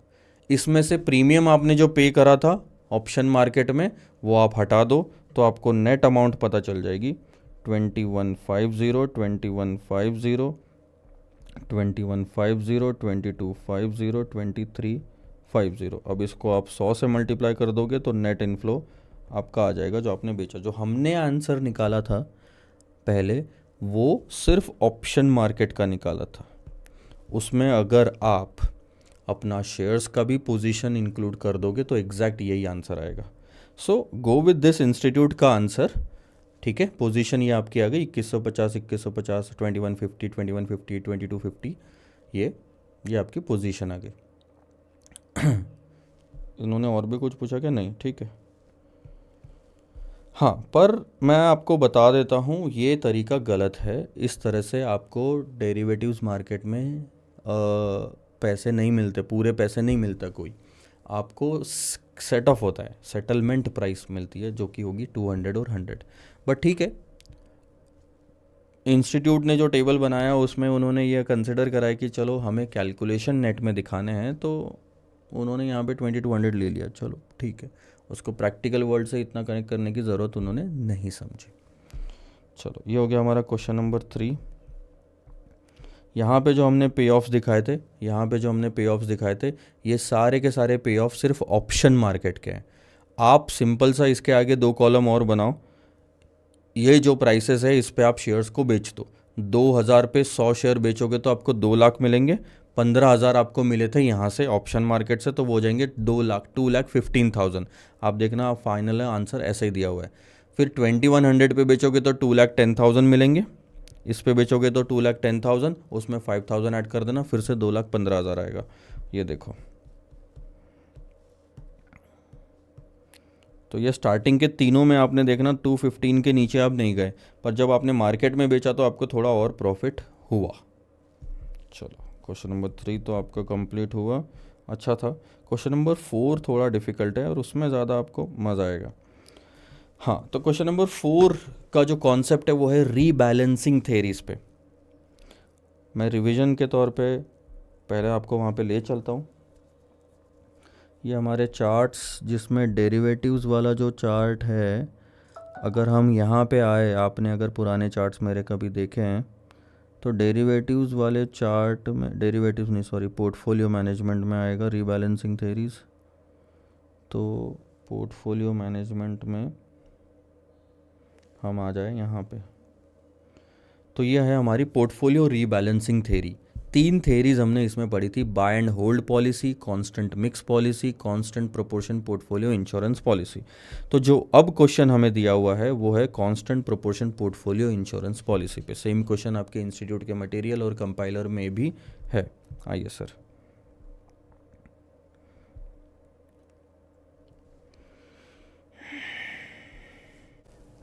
देखो, अब इस क्वेश्चन में मिस्टर एस नाम का एक व्यक्ति है, इन्वेस्टर है, जो कि 50 लाख रुपए इन्वेस्ट करना चाह रहा है। उसके पास कितने पैसे हैं सर? 50 लाख रुपए। ठीक है, अब वो इन्वेस्ट करना चाह रहा है मार्केट में with a rebalancing target after every 15 days. इसका मतलब वो इन्वेस्ट तो आज कर देगा, लेकिन हर 15 दिन में वो चाहता है कि मार्केट की कंडीशन के हिसाब से मैं मेरे पोर्टफोलियो को ऊपर नीचे करूँ, कुछ खरीद के कुछ बेच के। ठीक है, अब देखो, to start with for a period of 1 month from now, और वो ये करना चाहता है आज से लेके 1 महीने तक। अब आज से लेके 1 महीने तक 15 जो वो है दिन के पीरियड कितने आएंगे? आप बोलोगे सर 2 आएंगे। एग्जैक्टली 2 आते हैं, लेकिन एक चीज़ हमें जो और ध्यान देनी है इसमें वो है, ये है 0 पॉइंट, ये है 15th डे और ये है 30th डे। 30th बोलो, 31st बोलो। तो आज पोर्टफोलियो बनेगा एक, उसके ठीक 15 दिन बाद हम आएंगे और फिर देखेंगे कि पोर्टफोलियो की हालात क्या हो गए और उसको ठीक करेंगे। ठीक कैसे करना है ये थेरी से पता चलेगा, रीबैलेंसिंग थेरी से। अब रीबैलेंसिंग की 3 थेरीज हमने देखी, buy and hold policy, constant mix policy, या तीसरा हो गया आपका constant proportion portfolio index, CPPI। ठीक है, और उसको ठीक करने के बाद फिर से 30 दिन बाद, 30 डेज बाद वापस आएंगे, देखेंगे पोर्टफोलियो की हालत क्या हो गए और उसे फिर से ठीक करेंगे। That is what is rebalancing.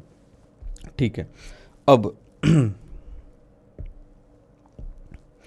आगे, प्रेजेंट निफ्टी इज 17,025। ठीक है, अभी जो निफ्टी की वैल्यू दी है वो है 17,025। ठीक है, लिख लिया ताकि हमें वर्चुअली, आप ये बोलो कि आप उसको विजुअलाइज करने में आपको आसानी होगी। आगे, द मिनिमम निफ्टी, यहाँ पे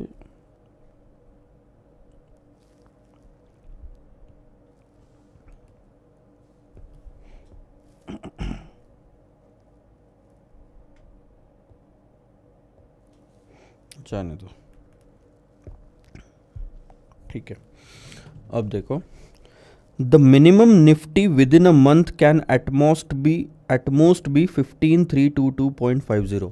एक महीने के अंदर निफ्टी ज़्यादा से ज़्यादा 15,322.50 पे गिर सकता है। अब इसका पर्पज़ क्या है सर? इसका पर्पज़ है कि एक महीने में मार्केट मैक्सिमम कितना गिर सकता है ये पता लगाना। अब हम ये पता लगाएंगे परसेंटेज से।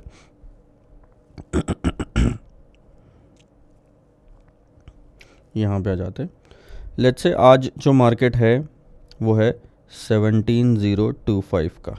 अब 17,025 से अगर ये गिर के एक महीने में 15,322.50 हो जाता है तो आप बताओ ये कितना परसेंट गिर रहा है। बहुत सिंपल सा कैलकुलेशन हो गया, दोनों का डिफरेंस हमने न्यूमरेटर में ले लिया और बेस वैल्यू डिनोमिनेटर में ले ली।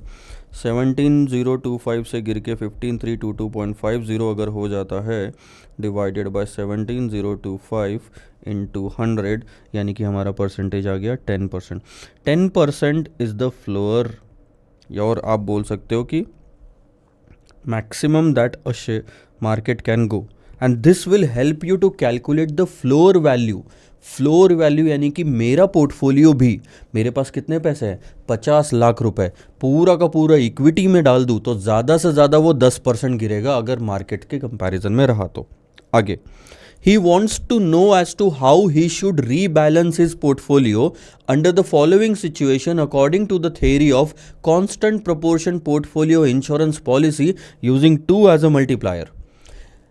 Immediately to start with, आज अगर शुरू करता हूँ टाइम 0, 15 दिन बाद यानी 15 डेज बाद निफ्टी की वैल्यू अगर इतनी हो जाती है, और 15 डेज फर्दर मतलब आज से ठीक 30 डेज बाद, 15 दिन के बाद और 15 डेज और आगे बढ़ाओगे तो 30 डेज बाद अगर निफ्टी की वैल्यू इतनी हो जाती है तो मेन चीज़ जो है पहले ये है जो अजम्पशन आपको ध्यान में रखना है। Assume that the value of his equity component, जितना भी पैसा वो इक्विटी में डालेगा वो किस तरह से चेंज होगा, it will be in tandem with that of the Nifty. In tandem मतलब जितना निफ्टी बदलता जाएगा उतना ही इक्विटी बदलेगा। इसका मतलब मेरे पोर्टफोलियो का इक्विटी का बीटा जो होगा वो होगा 1। मार्केट का बाय डिफॉल्ट बीटा कितना होता है 1, और हम यहाँ पे अज्यूम कर रहे हैं कि जैसे जैसे निफ्टी बदलेगा वैसे वैसे मेरा इक्विटी भी बदलेगा। निफ्टी अगर 10% गिरा तो मेरा इक्विटी भी 10% गिरना चाहिए, निफ्टी 10% बढ़ा तो मेरा इक्विटी भी 10% बढ़ना चाहिए। ये अजम्पशन काफ़ी ज़्यादा ज़रूरी था बिकॉज डेटा आपको निफ्टी का दिया है और इन्वेस्ट आपको इक्विटी में करना है। ठीक है, round off calculation up to whole numbers. चलो, अब आपको ये सारा डेटा तो समझ में आ गया। मैं कुछ फिगर्स आपकी अपनी टेबल में लिख लेता हूँ। जैसे कि 15 डेज बाद निफ्टी 16,321.89 हो जाएगा, 16,321.89 हो जाएगा, और उसके 15 डेज बाद निफ्टी हो जाएगा 17,512.14, 17,512.14। ठीक है, कैलकुलेटर पे आप बहुत सिंपल तरीके से निकाल सकते हो इसके। अपना ये जो फर्स्ट वाला है ये जो है पहला Nifty value minus second Nifty value, इन दोनों के बीच का डिफरेंस डिवाइडेड बाय 17,025, ये हो जाएगा पहले वाले का, और दूसरे वाले का आप इन दोनों के बीच का डिफरेंस डिवाइडेड बाय 16,321, तो आपको पता चल जाएगा और कितना गिरा। ठीक है, अब आते हैं constant proportion portfolio insurance value पे। CPPI क्या बोलता है? CPPI बोलता है कि हर वक्त आपका इक्विटी का जो इन्वेस्टमेंट है वो इस फॉर्मूले के हिसाब से होना चाहिए। 2 इज़ द मल्टीप्लायर इस क्वेश्चन में। चलो हम फॉर्मूला लिख लेते हैं पहले, तो हम पहले फॉर्मूला लिखे तो वो आ जाएगा मल्टीप्लायर इन ब्रैकेट आपके पोर्टफोलियो की जो वैल्यू है पूरी minus floor value. Floor value क्या होता है? Floor value is the minimum that our portfolio can go. अब एक चीज़ समझो,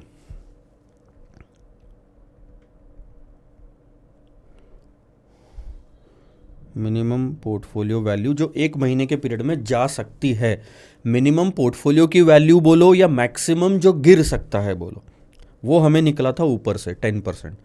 अब ये जो 10% था ये आप बोलोगे सर ये निफ्टी का चेंज है, इससे हमारे पोर्टफोलियो को क्या लेना देना है, क्योंकि क्वेश्चन क्लियरली बोलता है कि निफ्टी में जो चेंज होगा वो इक्विटी में भी उतना ही इम्पैक्ट आएगा। सो पूरे 50 लाख अगर हम इक्विटी में भी डाल दें तो मैक्सिमम जो मेरा पोर्टफोलियो गिरेगा वो है 10%। अब 50 लाख 50 लैक्स में से 10% अगर आप माइनस कर दोगे तो वो आएगा 45 लाख रुपीस। अब हम 0 पॉइंट पे स्टार्ट कर रहे हैं, हम यहाँ पे लिख देंगे टाइम 0। अब टाइम 0 पे पता लगा लो कि 50 लाख यानी 50 लैक्स में से इक्विटी में कितना डालना है। मल्टीप्लायर आपको 2 दिया है। अब ये 2 क्या होता है? मल्टीप्लायर एक तरह का रिस्क फैक्टर है कि मैं कितना ज़्यादा रिस्क कंसिडर कर सकता हूँ। जितना ज़्यादा मल्टीप्लायर आएगा उतना ज़्यादा इक्विटी की वैल्यू आएगी। इसका मतलब मैं ज़्यादा रिस्क ले सकता हूँ। 3 का मतलब 3 अगर है तो मैं वो इन्वेस्टर ज़्यादा रिस्क ले सकता है इसके मुकाबले। Portfolio value 50 lakhs minus floor value आपकी 45 लैक्स। फ्लोर वैल्यू का कैलकुलेशन आपको यहाँ पे अलग से दिखाना पड़ेगा। Floor value is 50 lakhs minus आपका, या फिर ऐसे दिखा दो, नीचे ले लेते हैं,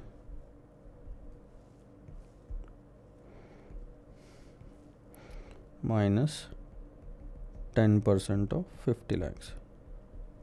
सो दैट विल बी, मैं ये सारी रफ वर्किंग कर रहा हूँ, आप आंसर तो इंस्टीट्यूट के इसमें देख ही सकते हो डायरेक्टली, इसलिए मैं फॉर्मेटिंग और इन सब में नहीं जा रहा हूँ अभी टाइम बचाने के लिए। तो ये आ गया आपका। अब आप देखो 2 इंटू 5 लैक्स, ये आ गया 10 लैक्स। तो इक्विटी में आपने कितना इन्वेस्टमेंट करना है? 10 लैक्स। तो बैलेंस कहाँ जाएगा? CPPI के हिसाब से इक्विटी में इन्वेस्टमेंट करने का मतलब रिस्की असेट्स में आपने कितना डालना है? 10 लैक्स। तो बाकी कहाँ जाएगा? रिस्क फ्री असेट्स में 40 लैक्स। तो ये बन गया आपका पोर्टफोलियो 0 पॉइंट पे। सो हम यहाँ पे लिखेंगे इक्विटी और risk free asset 10 lakh 40 lakhs. ये हो गया पहला पार्ट आपका कंप्लीट। आपको दिखाना ही है कि किस तरह से आप रीबैलेंसिंग करोगे। अब आज से ठीक 15 डेज बाद में निफ्टी तो बदल गया। अब आप बताओ आपके पोर्टफोलियो में क्या बदलेगा? रिस्क फ्री एसेट या इक्विटी? सिर्फ इक्विटी बदलेगा सर, रिस्क फ्री एसेट नहीं बदलेगा क्योंकि उस पर कोई रिस्क ही नहीं है। वो 40 का 40 लैक्स ही रहेगा। जो बदलेगा वो है 10 लैक्स वाली अमाउंट। और ये कितना बदलेगा? जितना निफ्टी बदला। 17,025 से 16,321.89 जो गिरा वो कितना परसेंट गिरा ये पता लगा लो। उतना ही परसेंट इसको गिरा दो तो आपको इक्विटी की नई वैल्यू पता चल जाएगी। 17,025 माइनस, या फिर मैं सीधा निकालूँ तो डिवाइडेड बाय 16,321.89 माइनस 1, दैट्स 4.3077%। इतना ही आप अगर इक्विटी को गिराओगे 10 लाख में से तो आपको नई वैल्यू पता चल जाएगी। अब इसको लिखने का तरीका क्या है मैं आपको समझा देता हूँ। T0 कंप्लीट हो गया अपना। अब हम जाते हैं T15 डेज। पोर्टफोलियो की सिचुएशन बता दो बिफोर रीबैलेंसिंग, कि उस दिन जिस दिन रीबैलेंसिंग का दिन था उस दिन मेरे पोर्टफोलियो की वैल्यू क्या थी। यहाँ आ जाएगा इक्विटी। आपका 10 लैक्स का इक्विटी आपने डाला था जब मार्केट में निफ्टी की वैल्यू थी 17,025। अब निफ्टी हो गया 16,321.89। बस ये एक और तरीका है डायरेक्ट वैल्यू निकालने का। 10 लाख थे जब 17,025 का निफ्टी था, और अब अगर निफ्टी 16,321 है तो मेरी इक्विटी की वैल्यू कितनी?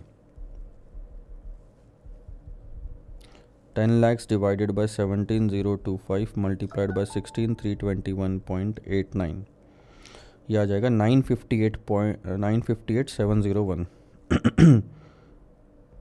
958,701। क्वेश्चन ने बोला था होल नंबर में कैलकुलेशन करना है जहाँ पे भी रुपीज़ की बात आएगी, तो हमने डेसिमल्स वगैरह नहीं लेना, यहाँ पे राउंड ऑफ कर देंगे। अगर आप ये कैलकुलेट करोगे तो एग्जैक्ट वो 4 पॉइंट समथिंग परसेंटेज आएगा, 958,701। और आपका रिस्क फ्री एसेट कितना होगा? वो तो सर जितना था उतना ही रहेगा, यानी 40 लैक्स। अब टोटल पोर्टफोलियो वैल्यू हो गई 49,58,701। पर यह है रीबैलेंसिंग करने के पहले की, उस दिन आपने रीबैलेंसिंग करना है। अब वो कैसे हो दिखेगा देखो, पोर्टफोलियो आफ्टर रीबैलेंसिंग, या सीधा सीधा लिखो आफ्टर रीबैलेंसिंग। हम यहाँ पे भी ना सीधा सीधा लिख देते हैं।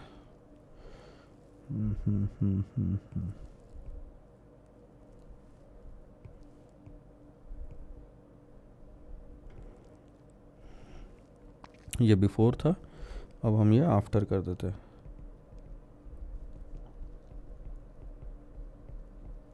अब ये मतलब क्या होता है रीबैलेंसिंग करने का, यहाँ हम समझेंगे। जब भी रीबैलेंसिंग करोगे तो इक्विटी की वैल्यू आप सीपीपीआई के फॉर्मूले से निकालोगे, जो था आपका मल्टीप्लायर इन ब्रैकेट पोर्टफोलियो की वैल्यू 49,58। अब पोर्टफोलियो की वैल्यू बदल गई है सर, वो पुरानी 50 लाख नहीं ले सकते आप, ये है। और फ्लोर वैल्यू कितनी थी 45, वो तो सेम रहेगी क्योंकि वो पूरे महीने भर की है, वो महीने भर में एक महीने में 45 लाख से ज़्यादा नहीं गिर सकता। तो अब आपकी ये नई वैल्यू आ जाएगी 49,58,701 माइनस 458,701। इक्विटी में अब आपने कितना पैसा रखना है, सिर्फ 4,58,701 मल्टीप्लाइड बाय 2, मैंने मल्टीप्लाई तो करा ही नहीं, 917,402। यह समझ आया। अब इसके बाद में risk free asset, risk free asset में कितना रखोगे सर? बहुत ही सिंपल सी बात समझो, रीबैलेंसिंग करने का मतलब क्या है कि आप ऊपर नीचे कर रहे हो, यानी कि एक सिक्योरिटी खरीद रहे हो, एक बेच रहे हो, ये सेम डे हो रहा है। सुबह आपने उठ के पोर्टफोलियो देखा तो ये 49 था, बस उसी दिन आपको ये पोर्टफोलियो ऊपर नीचे करना है। ऊपर नीचे करने में टोटल नहीं बदलेगा आपका, 49,58 जो है वो 49,58 ही रहेगा, पर आपका रिस्क फ्री एसेट से आप कुछ जो अमाउंट है, यहाँ आ जाओ, क्या कहते हैं, हाँ, रिस्क फ्री एसेट से आप रिस्क फ्री एसेट में कुछ अमाउंट जो है इन्वेस्ट कर दोगे इक्विटी से निकाल के। कितना निकाला इक्विटी से ये पता लगाने के लिए बहुत सिंपल है। पहले इक्विटी था 958, अब हो गया 917, जो डिफरेंस है वो ऐड कर दोगे रिस्क फ्री एसेट में, उतना रिस्क फ्री एसेट आपका बढ़ जाएगा, सिंपल। या फिर आप इन दोनों का डिफरेंस ले लो, इक्विटी का और टोटल का। सो कैसे पता लगाओगे, 49,58,701, या फिर हम ना एक अच्छे तरीके से चलते हैं ताकि हमें समझ में भी आए। हमारा रिस्क फ्री एसेट था पहले 40 लाख का, इसमें हम ऐड करेंगे, यानी कि रिस्क फ्री एसेट हम बाय करेंगे, और ये खरीदने के लिए पैसे कहाँ से आएंगे, उतना ही अमाउंट हम इक्विटी का बेचेंगे।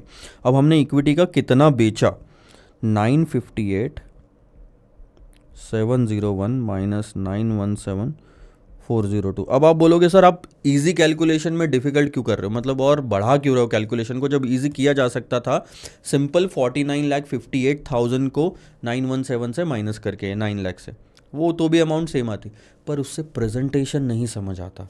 यहाँ क्लियरली समझ आ रहा है कि 40 लाख पहले था और हमने रिस्क फ्री एसेट ऐड करा, ठीक है। ठीक है, तो हम कैलकुलेट कर लेंगे 958,701 माइनस 917,402, कितना और ऐड हो रहा है सर, 41,299, आप देख सकते हो।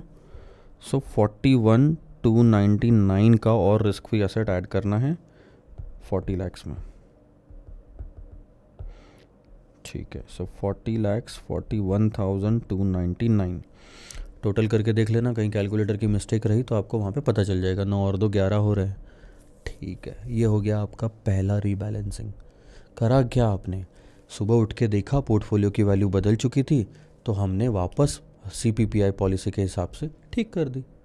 अब ऐसे ही ठीक 15 डेज बाद और आना है और हमें फिर से पता लगाना है कि रीबैलेंसिंग के पहले कितनी वैल्यू है और रीबैलेंसिंग करने के बाद कैसे होगा।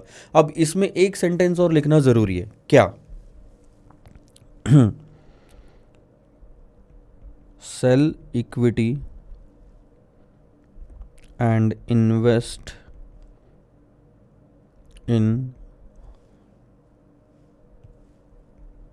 risk free asset worth ₹41,299 इतने का ही इक्विटी बेचना है और जो पैसा आएगा वो रिस्क फ्री असेट में डालना है। इस पूरी प्रोसीजर को कहते हैं constant proportion portfolio insurance policy के हिसाब से पोर्टफोलियो को रीबैलेंस करना, जो कि टारगेट था हमारे इन्वेस्टर का इस क्वेश्चन में। ठीक है, अब आते हैं लास्ट के 15 डेज पर। ये थर्ड पॉइंट है, 15 डेज फर्दर। ठीक है, हम क्या करेंगे सर, बिफोर रीबैलेंसिंग। आप थोड़ा फास्ट फॉरवर्ड कर सकते हो यहाँ पे, क्योंकि अब आपको प्रोसीजर समझ में आ गई है और आपने खुद सॉल्व करना चाहिए और आगे बढ़ना चाहिए। ये बहुत ज़्यादा डिपेंडेंसी हो गई है। अब मेरा तो काम है सर, इक्विटी की वैल्यू कितनी हो गई है। देखो इक्विटी हमने कितना छोड़ा था, ये चीज़ ध्यान देना। हमने जो लास्ट में रीबैलेंसिंग के बाद इक्विटी छोड़ा था वो था 9,17,402, और तब 9,17,402 ना, चलो ये वैल्यूज़ हम लिख लेते हैं, एक काम करते हैं हम यहाँ लिख लेते हैं 9,17,402 और 40,41,299 ऐसा था ना जब हमने रीबैलेंसिंग करने के बाद छोड़ा था, 40,41,299। तो अब आप ध्यान दोगे तो आपको समझ में आएगा कि सर जब 9,17,000 था इक्विटी, तब निफ्टी था 16,321.89, 16,321.89, पर अब निफ्टी कितना हो गया है और 15 दिन बाद 17,512.14। तो इक्विटी की वैल्यू रीबैलेंसिंग के पहले कितनी है, 9,17,402 डिवाइडेड बाय 16,321.89 मल्टीप्लाइड बाय 17,512.14। 90 नहीं, थोड़ा कुछ गलत हो गया, फिर से 9,17,402 16,321.89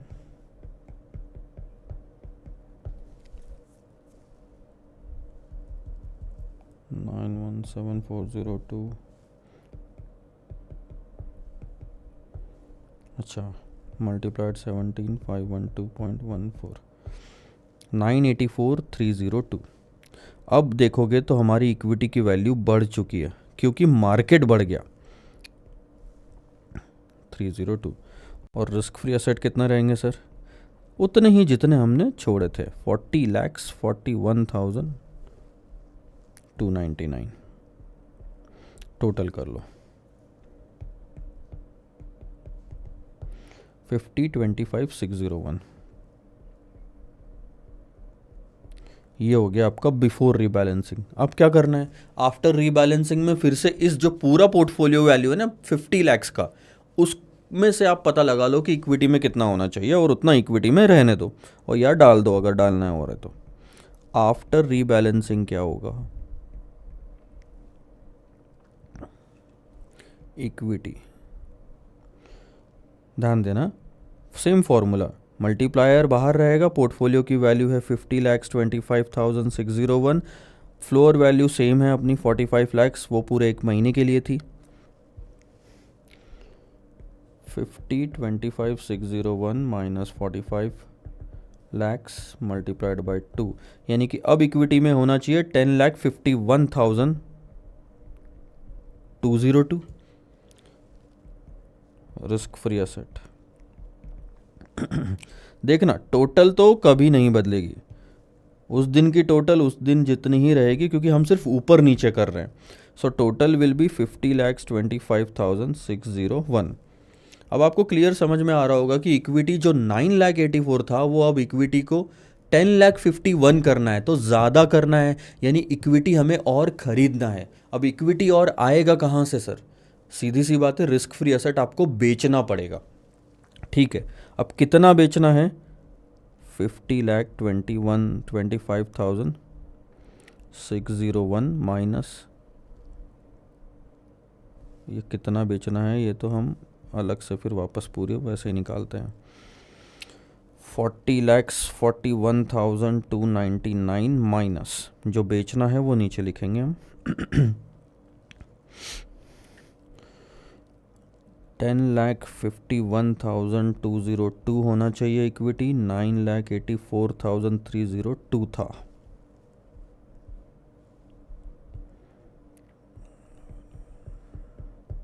सो दैट्स 66,900 का रिस्क फ्री एसेट हमें बेचना पड़ेगा, यानी कि अब रिस्क फ्री एसेट कितना दिखेगा, 39,74,399। टोटल करके देख लो, गलत नहीं होना चाहिए। 10,51,202 50,25, हाँ ये हो गया आपका रीबैलेंसिंग। कहानी ख़त्म।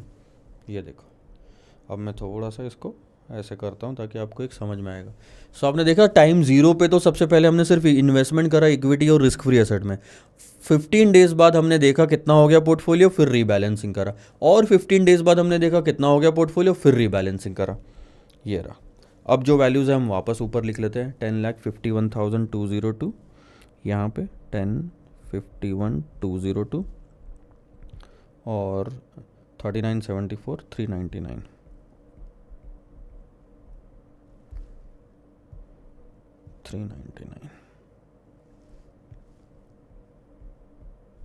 इस चीज़ को बोलते हैं सर रीबैलेंसिंग करना। एक बार अपने आंसर इंस्टीट्यूट के आंसर से मैच करके देख लेते हैं, कहीं छोटी मोटी कैलकुलेशन में गलती होगी तो वो पकड़ी जाएगी।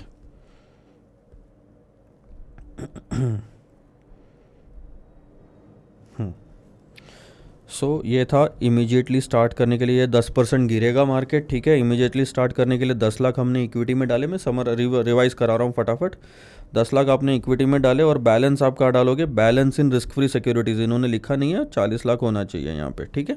ये पहला आंसर हो गया। सेकंड आंसर, 15 दिन बाद आपका टोटल आ रहा था 49,58,701। हमारा आ रहा है क्या सर 49,58, ये रहा 49 इस लाइन में आखिरी में, ठीक है।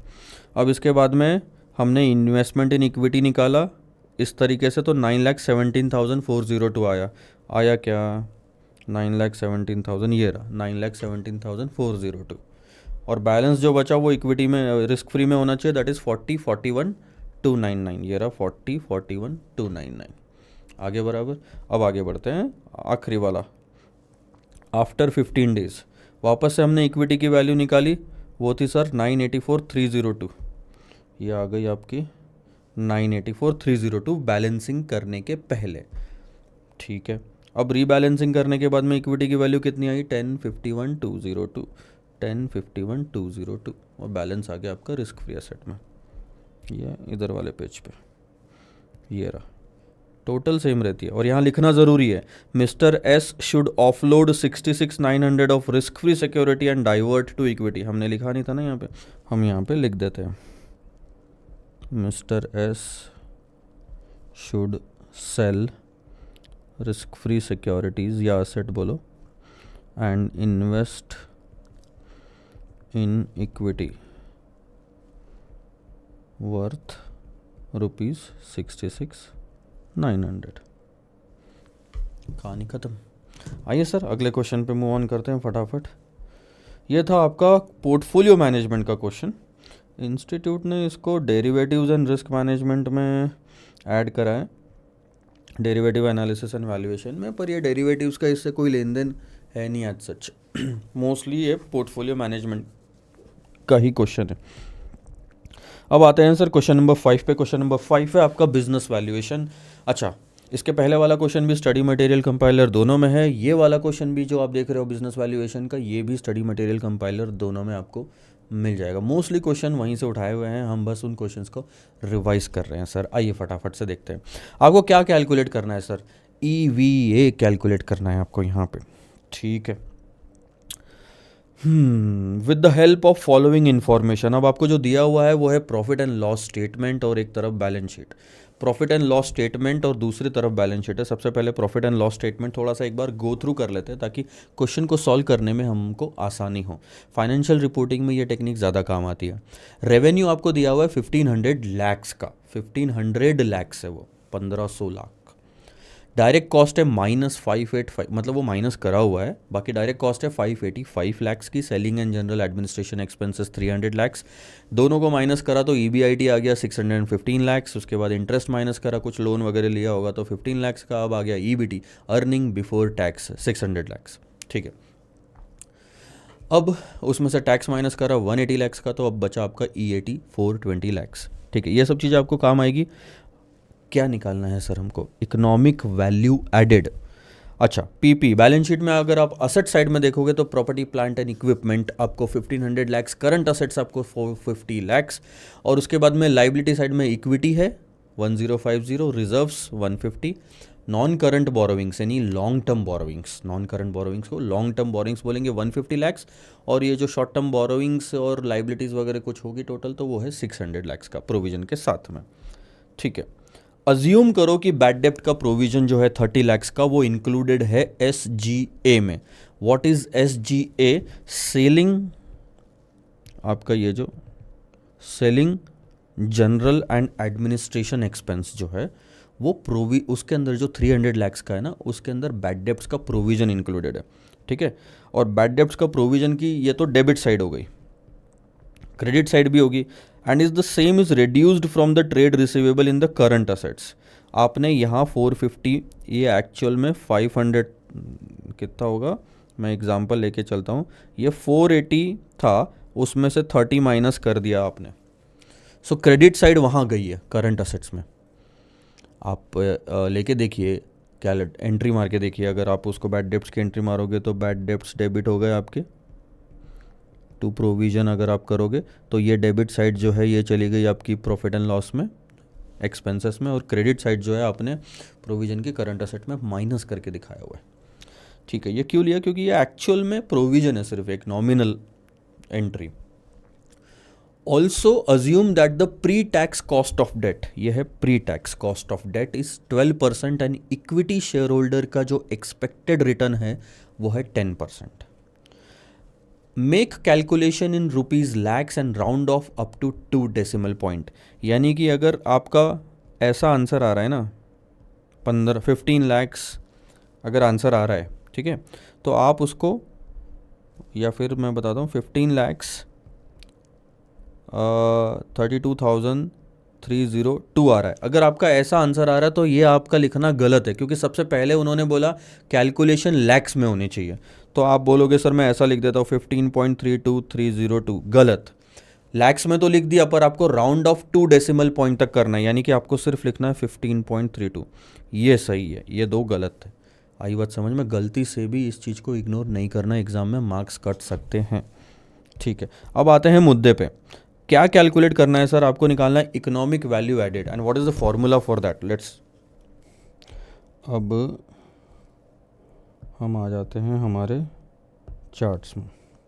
इकोनॉमिक वैल्यू एडेड का मेन पर्पस होता है कि जो कंपनी में कैपिटल डाल रहे हैं, इक्विटी वाले और डेट वाले भी, उनके लिए हमने कितना पैसा जनरेट किया। सबसे पहले आ जाते हैं हमारे चार्ट पे, ये रहा। अगर आप देखोगे तो ये रहा, economic value added is nothing but NOPAT minus capital charge. ये जो नीचे वाला है, NOPAT minus capital charge. ठीक है, कैपिटल चार्ज का मतलब क्या है? इन्वेस्ट कितना करा गया कैपिटल और उसकी कॉस्ट कितनी है। अब ये जो कैपिटल इन्वेस्ट करा है इसके अंदर आपका इक्विटी भी आता है प्लस डेट भी आता है, और जो कॉस्ट है WACC, weighted average cost of capital, ये इंटर में हमने एक बार पढ़ा है, ये इक्विटी की कॉस्ट और डेट की कॉस्ट का वेटेड एवरेज है, कि इक्विटी का कितना पैसा लगाया और डेट का कितना लगाया, उससे हमको वेट्स मिल जाएंगे। ठीक है, अब सेकंड इक्वेशन जो है ये, इसका मतलब क्या निकलता है मैं आपको एक बार समझा देता हूँ। दोनों का मिला के अगर 100 लाख रुपए लगा है और उस पर WACC कॉस्ट, हमारी एवरेज कॉस्ट आ रही है 12%, 12%, यानी कि 12 लाख रुपीज़ ये कंपनी हमको कमा के दे, ये हम एक्सपेक्ट कर रहे हैं। और नो पैट का मतलब क्या है? Net operating profit after tax, कि एक्चुअल में कितना कमा के दिया, यानी कि लेट से 15 लैक्स अगर आंसर आता है तो 15 लैक्स कमा के दिया, 12 लैक्स एक्सपेक्ट किया गया था, कितनी वैल्यू ऐड करी गई है, और 3 लाख रुपए की, 3 lakhs, 15 minus 12, that is what we have to calculate. Economic value added का मतलब ही यही है कि हमारे इन्वेस्ट किए गए कैपिटल पे हमने जितनी उम्मीद लगाई थी उससे ज़्यादा कितना कमा के दिया आपने, बस कितना कमा के दिया और कितनी उम्मीद लगाई थी ये आपको निकालना है। इस क्वेश्चन में एक चीज़ आपको और दी गई है एडजस्टमेंट की, जो आपको इस क्वेश्चन से सीखना चाहिए। फॉर्मूले में वैल्यू निकाल के आंसर निकालना तो बहुत आसान है। वो आइटम है आपका बैड डेप्ट का प्रोविजन। आओ,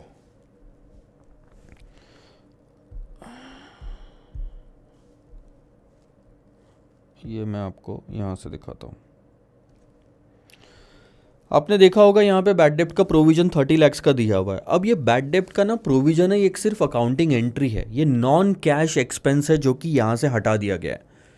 प्रॉफिट में से 30 लाख रुपए माइनस कर दिए गए क्योंकि खर्चे में ऐड कर दिया। एक्चुअल प्रॉफिट अभी के लिए तो आपका 30 लाख से ज़्यादा था। इकोनॉमिक वैल्यू एडेड का कॉन्सेप्ट बोलता है कि नॉन कैश ऐसे एक्सपेंसेस अगर कुछ दिखते हैं तो वापस उसको एडजस्ट कर दो। यानी आपने EBIT में से माइनस करा था ना, नो पैट निकालने के लिए वापस ऐड कर दो। तो अब कैलकुलेशन कैसे होंगे, मैं सबसे पहले तो बेसिक फॉर्मूला आपको लिखता हूँ और फिर बताता हूँ। ध्यान देना इस बात पे।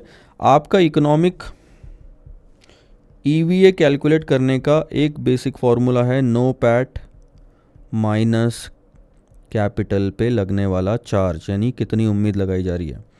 अब हम इसको बोलेंगे एडजस्टेड नो पैट, क्योंकि हम बैड डेप्ट का जो नॉन कैश एक्सपेंस वाला प्रोविजन है वो ऐड बैक करेंगे। एडजस्टेड नो पैट माइनस, अब ये आ जाएगा adjusted capital employed multiplied by WACC से आपका आएगा कैपिटल चार्ज। अब ये चीज़ें आपको निकालनी है धीरे धीरे। सबसे पहले हम फोकस करते हैं नो पैट पे। नेट ऑपरेटिंग प्रॉफिट चाहिए आपको। ऑपरेटिंग क्यों ले रहे हो, क्योंकि इंटरेस्ट वाला पोर्शन भी आपका डेट का इनकम होता है। डेट होल्डर्स या लॉन्ग टर्म बोरोविंग्स जो है, लेंडर्स जो है, उनकी इनकम होती है। इसको भी आप माइनस नहीं कर सकते क्योंकि इन्हीं के लिए आप प्रॉफिट निकाल रहे हो। सो सबसे पहले हम लेंगे EBIT,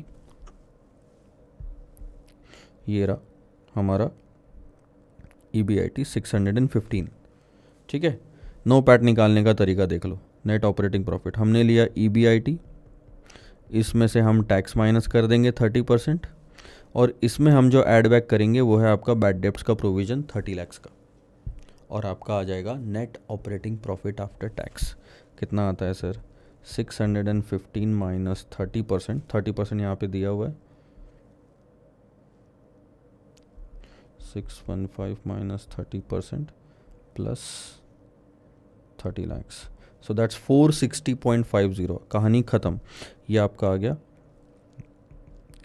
460.50, इतना आपने कमा के दिया।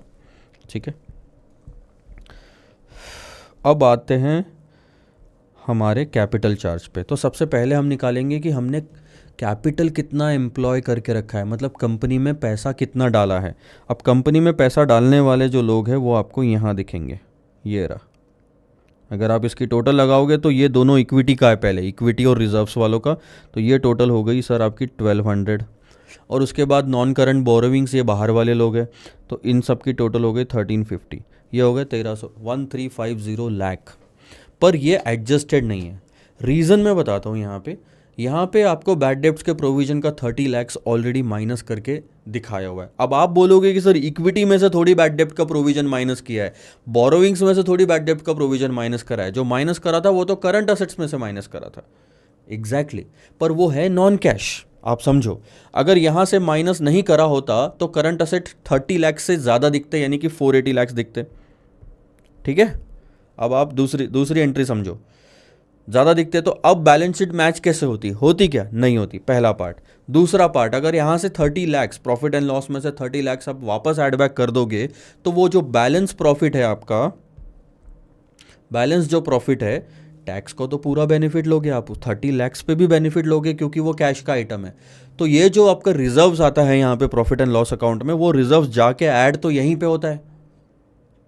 तो अगर 30 लाख यहाँ से माइनस कर चुके हो तो उतना ही प्रॉफिट रिजर्व्स कम दिख रहा होगा और उतना ही रिजर्व्स कम यहाँ पे ऐड हुआ होगा। यानी यहाँ कितना रिजर्व्स ऐड होना चाहिए था सर? 150 प्लस 30 यानी कि 180। वेट्स निकालने के लिए हम एग्जिस्टिंग जो स्ट्रक्चर है 1200 और 1350 यानी 1200 और 1350 का वो ही लेंगे 150। बस टोटल कैपिटल जो हमें निकालना है वो हम 30 उसमें ऐड करेंगे। अब मैं सीधा आरटीपी के आंसर पे जाता हूँ ताकि आपको वहीं से समझा सकूँ, टाइम हमारा दोनों का बचेगा। सबसे पहले तो हम नो पैट पे आते हैं। नो पैट में देखो मैंने सबसे पहले क्या लिया, ईबीआईटी लिया। ईबीटी नहीं लेते, इंटरेस्ट के पहले का अर्निंग लेते हैं। क्यों? क्योंकि आप इक्विटी प्लस डेट होल्डर दोनों के लिए अर्निंग निकाल रहे हो। अगर आप इंटरेस्ट माइनस कर दोगे तो यहाँ से डेट होल्डर्स को भी माइनस करना पड़ेगा, क्योंकि बचा हुआ प्रॉफिट सिर्फ इक्विटी वालों का होता है। अब दोनों का प्रॉफिट निकालना है तो प्रॉफिट दोनों का माइनस करने के पहले की फिगर ईबीआईटी, इसमें से 30% आप टैक्स माइनस कर दो। जो क्वेश्चन प्रॉफिट एंड लॉस में टैक्स दिया है वो सिर्फ इक्विटी वालों का टैक्स है। अकाउंटिंग से हमें कोई लेना देना नहीं है। हम अकाउंटिंग की बुक्स के बाहर एक कैलकुलेशन कर रहे हैं, जो हम बता रहे हैं कि आप दोनों का कितना है वैल्यू एडिशन। तो जो इंटरेस्ट डेट होल्डर्स को मिलेगा उस पे भी तो उनको टैक्स भरना पड़ेगा, वो भी हम माइनस करेंगे, इसलिए यहाँ पे टैक्स का अमाउंट ज़्यादा आ रहा है 184.50। ठीक है। उसके बाद आपने देखा होगा जो नॉन कैश आइटम है वो हमने ऐड बैक कर दिया, क्योंकि वो पहले से माइनस था। आप बोलोगे सर इस पे टैक्स का ट्रीटमेंट नहीं आएगा क्या? बिल्कुल नहीं आएगा। जो टैक्स माइनस होना है वो इसमें से ही माइनस होना है, क्योंकि नॉन कैश एक्सपेंस 30 लैक्स ज़रूर है, पर टैक्स की सेविंग तो होती है यहाँ पे। आप ये नहीं बोलोगे कि सर इस पे से फिर टैक्स भी हटाओ ना, टैक्स तो सेविंग मिलेगी आपको नॉन कैश पे भी। तो आपका नो पैट आ गया 460.50। अब हमारी बारी आती है इन्वेस्टेड कैपिटल कैलकुलेट करने की, जो कि देखो अब इन्होंने तो ऐसा कैलकुलेट करा है, total assets minus non interest bearing liabilities 1350 1350 and then cash का एडजस्टमेंट। मैं दूसरी तरीके से भी कर सकता हूँ। इक्विटी का अमाउंट था अपना 1050 और 150 यानी कि 1200, और डेट वालों का था जो कि लॉन्ग टर्म लाइबिलिटीज़ है वो 150, तो इस तरह से आता है वो 1350। और उसमें अगर आप ये वापस ऐड बैक करो जो नॉन कैश एडजस्टमेंट है 30 का, तो वो आ गया आपका 1380। ये है टोटल कैपिटल इन्वेस्टेड जिस पे आपको कैपिटल चार्ज निकालना है। ठीक है, तो हमारी 3 में से 2 फिगर्स तो आ गई है। मैं फिर से ईवीए का फॉर्मूला यहाँ पे लिख देता हूँ, नो पैट, जो कि आ गया है 460.50, यस, माइनस कैपिटल इन्वेस्टेड, ये आ गया 1380। अब जो बचा है वो है सिर्फ WACC, weighted average cost of capital. CA inter के कॉस्ट ऑफ कैपिटल के चैप्टर में आपने ये ज़रूर देखा होगा। अब कॉस्ट ऑफ कैपिटल कैसे निकालते हैं सर? बहुत simple, cost of equity multiplied by weight of equity plus cost of debt 1 minus tax multiplied by weight of debt. क्यों आप 1 माइनस टैक्स करते हो? क्वेश्चन में आपको pre tax cost of debt दिया है। हम जो निकाल रहे हैं यहाँ पे नो पैट जो है ये टैक्स के बाद की फिगर है। सही बात है, ये टैक्स के बाद की फिगर है। तो आपको नहीं लगता WACC भी टैक्स के बाद का ही होना चाहिए? तो टैक्स हटाओ, इसमें से KD में से टैक्स हटा रहे हैं। आप बोलोगे कॉस्ट ऑफ इक्विटीज़ में से भी टैक्स हटाओ। यस सर, बिल्कुल सही बात है, पर वो जो कॉस्ट ऑफ इक्विटी निकाल के दिया जाता है वो ऑलरेडी आफ्टर टैक्स ही होता है। ठीक है, आगे बढ़ते हैं। आपको जो कॉस्ट ऑफ इक्विटी क्वेश्चन में दी है, यानी कि required rate of return investors का 10% मल्टीप्लाइड बाय इक्विटी का वेट कितना निकालोगे, कितना लोगे? टोटल कैपिटल जो है उसमें इक्विटी का पोर्शन कितना? सर 1200 है इक्विटी का पोर्शन, टोटल कैपिटल है 1350, 1350 plus cost of debt. Cost of debt कितना दिया था क्वेश्चन में? 12%। ठीक है, हाँ, तो ये 12% 1 minus 0.30 into weight of that is 150 का लॉन्ग टर्म लाइबिलिटी 1350, इससे वेट आ जाएगा। ये क्या है सर? 1350 में से अगर 1200 इक्विटी है तो इससे क्या आ जाएगा कि इक्विटी का वेटेज कितना है। अब आपका ये सवाल उठ सकता है सर कि यहाँ पे 1380 क्यों नहीं ले रहे हैं? नहीं, वो हम सिर्फ यहाँ के कैलकुलेशन के लिए ले रहे हैं। WACC का जो ओरिजिनल कैलकुलेशन है वो नॉर्मल फिगर्स के साथ ही होगा, इससे आपका weighted average cost of capital आ जाएगा। मैं सीधा यहाँ पे ले लेता हूँ। ये देखो 1200 बाय 1350 करोगे तो ये आ गया वेट ऑफ इक्विटी, 10% हो गया आपका ये कॉस्ट ऑफ इक्विटी। फिर ये आ जाएगा आपका weight of debt multiplied by cost of debt 1 minus tax. Exact वही कैलकुलेशन सारा करोगे तो आपका आएगा 9.82%। ये 9.82% आपका यहाँ लगेगा और आपका फाइनल आंसर रेडी। कि आप एक्सपेक्ट कितना कर रहे थे कंपनी कमाए और कंपनी ने कमाया कितना। अब आ जाओ, ये देखो 1380 पे 9.82% लगाओगे तो आप आप यानी कि इक्विटी और डेट होल्डर्स मिला के इस कंपनी में पैसा डालने के लिए ये उम्मीद लगा रहे थे कि ये कंपनी हम दोनों को आफ्टर टैक्स 135.52 कमा के दे, और हम दोनों को इस कंपनी ने आफ्टर टैक्स कितना कमा के दिया? 460.50। कितना चाह रहे थे हम? 135। कितना कमाया? 460.5। इसका मतलब बाकी का क्या है? बैलेंस जो है ये 324.98। This is what the value added by the company on our capital. हमारी उम्मीदों से ज़्यादा कमा के कितना दिया? इतना, 324.98 lakhs। That's it. This is what the concept of economic value added is. ठीक है, let's move on to question number 6 now. आइए सर, क्वेश्चन नंबर 6 काफ़ी आसान क्वेश्चन है, foreign exchange exposure and risk management, forex chapter का। बहुत ही आसान सा क्वेश्चन है, फटाफट से पढ़ते हैं। ये आपको क्वेश्चन दिख बड़ा रहा है पर रिपीट हुआ है, इंस्टीट्यूट के मटेरियल में थोड़ी सी प्रिंटिंग मिस्टेक हो गई कॉपी पेस्ट करने में। PKR limited has made purchases worth $8 lakh. Purchases, इसका मतलब ये कौन है भाई? इम्पोर्टर होगा ना, कुछ खरीदारी करी होगी, इम्पोर्ट करा होगा बाहर से। अब क्या है, उसको 8 लाख डॉलर्स पे करने। कब पे करने और कब खरीदा? ऑन 1 मई 2020 परचेज करा, for which it has to make a payment on 1 November 2020। ठीक है सर, ध्यान देना, ये है 6 महीने का पीरियड। देख लो, पूरा मई है और अक्टूबर एंड तक आएगा, क्योंकि नवंबर के तो फर्स्ट को ही पेमेंट करना है। अब हमने परचेस यहाँ करा है, 6 महीने बाद पेमेंट करना है। हमारी जो लाइबिलिटी है वो है $8 लाख की। ठीक है, तो डर क्या होगा? सबसे पहले तो रिस्क बताओ क्या होगा। आज $8 लाख अगर आप खरीदते हो तो स्पॉट एक्सचेंज रेट जो है वो है 75 का, 75 रुपीज़ पर डॉलर, 75 रुपीज़ पर डॉलर का रेट है। सो 8 लाख इंटू 75 आप दे दो। तो आज अगर पेमेंट करना होता तो, पर आज तो पेमेंट करना ही नहीं वैसे भी, आज तो सिर्फ हमने मशीन खरीदी या जो भी खरीदा होगा। आज से ठीक 6 महीने बाद, 6 मंथ्स बाद हमें पेमेंट करना है, और हमें डर है कि ये जो 75 का रेट है ये बढ़ के कहीं 80 ना हो जाए। तो 80 इंटू 8 लाख हमें पेमेंट करना पड़ जाएगा, और उस चीज़ को हेज करने के लिए आज आपको कोई एक्शन लेना पड़ेगा। बहुत सारे रिस्क हेज करने के टेक्निक्स हमने फॉरेक्स के चैप्टर में देखे, और एक और सबसे सिंपल और मैक्सिमम टाइम यूज होने वाले टेक्निक है फॉरवर्ड कॉन्ट्रैक्ट। आज ही रेट फिक्स कर लो, फॉरेक्स डीलर के साथ में आज ही रेट फिक्स कर लो कि 6 मंथ्स बाद आप $8 लाख एक पर्टिकुलर रेट पे लेके जाओगे, खत्म। उसके बाद मार्केट में रेट कुछ भी रहे, लेकिन आपका फिक्स किया हुआ रेट पे ही आपको डॉलर मिलेंगे। ठीक है, the company can purchase forward dollars at INR USD 74 के भाव से मैं आज फिक्स कर सकता हूं कि भैया 6 महीने बाद, 6 मंथ्स बाद मैं आऊँगा आपके पास, $8 लाख लूँगा और हर डॉलर के बदले 74 रुपीज़ दूंगा। पर यह चीज़ फ्री में नहीं आती sir. The company will have to make an upfront premium at 1% of the forward amount purchase. जितना भी हमने फॉरवर्ड अमाउंट परचेस करा, 74 मल्टीप्लाइड बाई 8 लाख, उसका 1% जो INR में आता है कैलकुलेशन, वो तो आज ही देना पड़ेगा। ठीक है, अगर हेजिंग करनी है तो। और वो आज देने के लिए पैसा कहाँ से आएगा? आप लोगे लोन, आप उसको अपॉर्चुनिटी कॉस्ट दिखाते हो, और वो लोन लेने के लिए इन्होंने रेट दिया होगा कहीं पे। तो चलो मैं आगे बताता हूँ। द कंपनी, अगले पेज पे, the company can hedge its position with the following expected rate of USD in foreign exchange market on 1 May 2020। Now ये वाला पार्ट फिर से रिपीट हुआ है, तो ये मैं क्रॉस कर देता हूँ। हाँ, अब आ जाते हैं यहाँ पे, ये भी और ये भी, उसके बाद सीधा।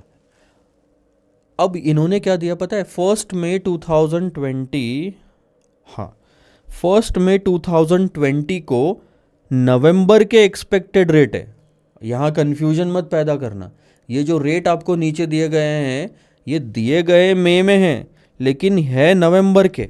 एक्सपेक्टेड वर्ड ही तो तभी यूज़ किया जाता है। ठीक है, अगर आपने हेजिंग नहीं करी, नवंबर को जब आपको $8 लाख खरीदने पड़ेंगे, तब हो सकता है इनमें से कोई रेट हो, और उन रेट के होने की प्रोबेबिलिटी आपको बाजू में दी हुई है। You are required to advise the company for a suitable cover for risk, assuming that the cost of the funds is 10%। आज अगर कुछ पैसा देना है तो 10% से आपको लोन मिल जाएगा। अब आपके पास में 2 ऑप्शन है, या तो आज फॉरवर्ड कॉन्ट्रैक्ट ले लो और 74 का रेट फिक्स कर लो, फिर आपको नवंबर में ये रेट रहे नहीं रहे कोई फर्क नहीं पड़ता, 74 आपका फाइनल हो गया। पर आप आज हेजिंग मत करो, दूसरा ऑप्शन, और छोड़ दो, अनहेज्ड बोलते हैं उसको। तो उस दिन इनमें से किसी एक रेट पे आपको पेमेंट करना पड़ेगा। और वो हम कैसे निकालेंगे? सीधा रेट को प्रोबेबिलिटी से मल्टीप्लाई करके टोटल निकाल लो कि एक्सपेक्टेड रेट कितना होगा, कहानी खत्म। देखो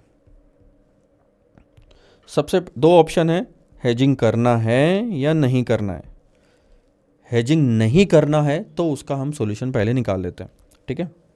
हेजिंग अगर हमने नहीं करी तो क्या होगा, नवंबर में इनमें से कोई एक रेट होगा जिसकी प्रोबेबिलिटी दी है, मल्टीप्लाई करके टोटल ले लेते हैं। 77 into 0.15 that's 11.55, 71 into 0.25 that's 17.75, 79 into 0.20 that's 15.58, 74 into 0.40 that's 29.6। अब कर लो सबकी टोटल, 11.55 प्लस 17.75, 15.58 प्लस 29.60 दैट्स 74.48, ठीक है। इसका मतलब क्या निकल रहा है कि उस दिन शायद मार्केट में रेट रहेगा 74.48 का, और आपको फॉरवर्ड कॉन्ट्रैक्ट क्या रेट पे मिल रहा है? 74 के। अब बताओ हेजिंग करनी चाहिए कि नहीं करनी चाहिए? सर अभी भी ये बता पाना मुश्किल है, क्योंकि ऊपर ऊपर से तो अच्छा दिख रहा है कि फॉरवर्ड कॉन्ट्रैक्ट ले लो, हेजिंग कर लो, क्योंकि वो 74 में $1 मिल जाएगा, यहाँ 74.48 में आ रहा है। पर वो 74 में जो डॉलर मिल रहा है उसका खर्चा भी है, प्रीमियम जो पे करना है, वो कैलकुलेशन करके फिर बताओ, ठीक है सर। सबसे पहले तो हम ये 74.48 को $8 लाख से मल्टीप्लाई कर देते हैं। इसका मतलब हमने हेजिंग नहीं करी, हमने नवंबर तक वेट करा, मार्केट में एक्सपेक्टेड रेट जो भी था उसके हिसाब से हमने पता लगाया कि 74.48 हो सकता है, इनटू 8 लाख। यानी अगर आपने हेजिंग नहीं करी तो आपको उस दिन कितना पैसा देना पड़ेगा? 5,95,84,000। अब निकाल लो कि अगर हेजिंग करते तो कितना देना पड़ता। अब यहां टाइम वैल्यू आएगी,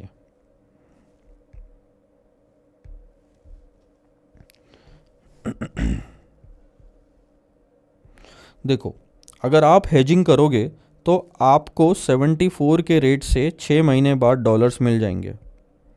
तो कॉन्ट्रैक्ट वैल्यू कितनी है ये मैं बता देता हूँ, 74 multiplied by 8 lakh that's 5,92 lakh का आपने कॉन्ट्रैक्ट किया है आज किसी और के साथ, कि इतना पैसा आप दोगे और $8 लाख खरीद लोगे। क्वेश्चन में क्लियरली लिखा है कि प्रीमियम आपको पे करना पड़ेगा 1% का, आज ही पे करना पड़ता है क्योंकि आज कॉन्ट्रैक्ट हो रहा है। अब आपको 1% का खर्चा उठाना पड़ेगा इस 5,92 लाख पे, जो कि आता है 5,92,000। ये पैसा तो फ्री में मिलेगा नहीं, 6 महीने की इसकी अपॉर्चुनिटी कॉस्ट भी तो लेनी पड़ेगी। इंटरेस्ट 6 मंथ्स का 10% से निकालोगे तो यानी कि 5% हो गया, 10% पर एनम होता है, तो 6 महीने के लिए 6 मंथ्स के लिए निकालना है तो 5% ले लो इसका, 5,92,000 का, इंटू 1% इंटू 5% दैट्स 29,600। इसका मतलब 6 महीने बाद आपको जो बैंक को रीपे करना पड़ेगा वो है 5 लाख प्लस 5,92,000 दैट्स 6,21,600। ये जो पैसा है ये कहाँ देना है सर? यहाँ पे 621,600, ये तो लोन का पैसा देना है। ध्यान दो आप, मैं अब आपको क्या बता रहा हूँ कैसे कैलकुलेशन होगा। 5,92,000 का बैंक से लोन लेके फॉरवर्ड कॉन्ट्रैक्ट वाले को दे दिया, आपके जेब से कुछ नहीं गया आज, तभी तो हम इंटरेस्ट ले रहे हैं। आपके जेब से जाएगा 6 महीने बाद में 621,600, 592 प्लस उसका इंटरेस्ट, प्रिंसिपल प्लस इंटरेस्ट, ठीक है, इतना देना पड़ गया। और 6 महीने बाद $8 लाख खरीदने के लिए आपको ये भी पैसे देने पड़ेंगे ना जो आपने वादा किया था, 5,92,000 लैक्स का। अब आप लगा लो 6 महीने बाद कितना जाना पड़ रहा है। 6 महीने बाद 6 मंथ्स बाद आपका जो पेमेंट आ रहा है वो है 598.21,600। अब आप बताओ, हेजिंग करी तो 6 महीने बाद जेब से इतने पैसे जा रहे हैं 598 का, नहीं करी तो 595 का। तो आपको क्या बेनिफिशियल है सर? हेजिंग नहीं करना बेनिफिशियल है। इसका आंसर इंस्टीट्यूट के मटेरियल में चेक करते हैं। ये देखो, अगर आप हेजिंग नहीं करो तो आप एक रेट निकाल लो। मैंने 74.8 निकाला था ना, थोड़ा कैलकुलेशन में कुछ मिस्टेक हुआ होगा। 74.8 दिखा रहा है, 48 दिखा रहा था। चलो ठीक है, कैलकुलेशन मिस्टेक से कहीं तो 74 पॉइंट इंस्टीट्यूट का कितना आ रहा है 7 ना, 55, 75, 80 और 60। एक बार मैं करेक्शन कर लेता हूँ। 55, 75, अच्छा 79 इंटू 0.20 कितना था, 15.8 आ रहा है। ठीक है सर, थोड़ा हम करेक्शन कर लेते हैं। 15.8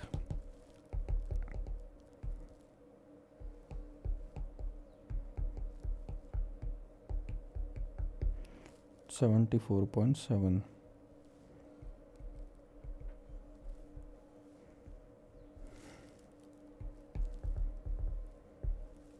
दैट्स 597,60,000। ठीक है, आ जाओ अब।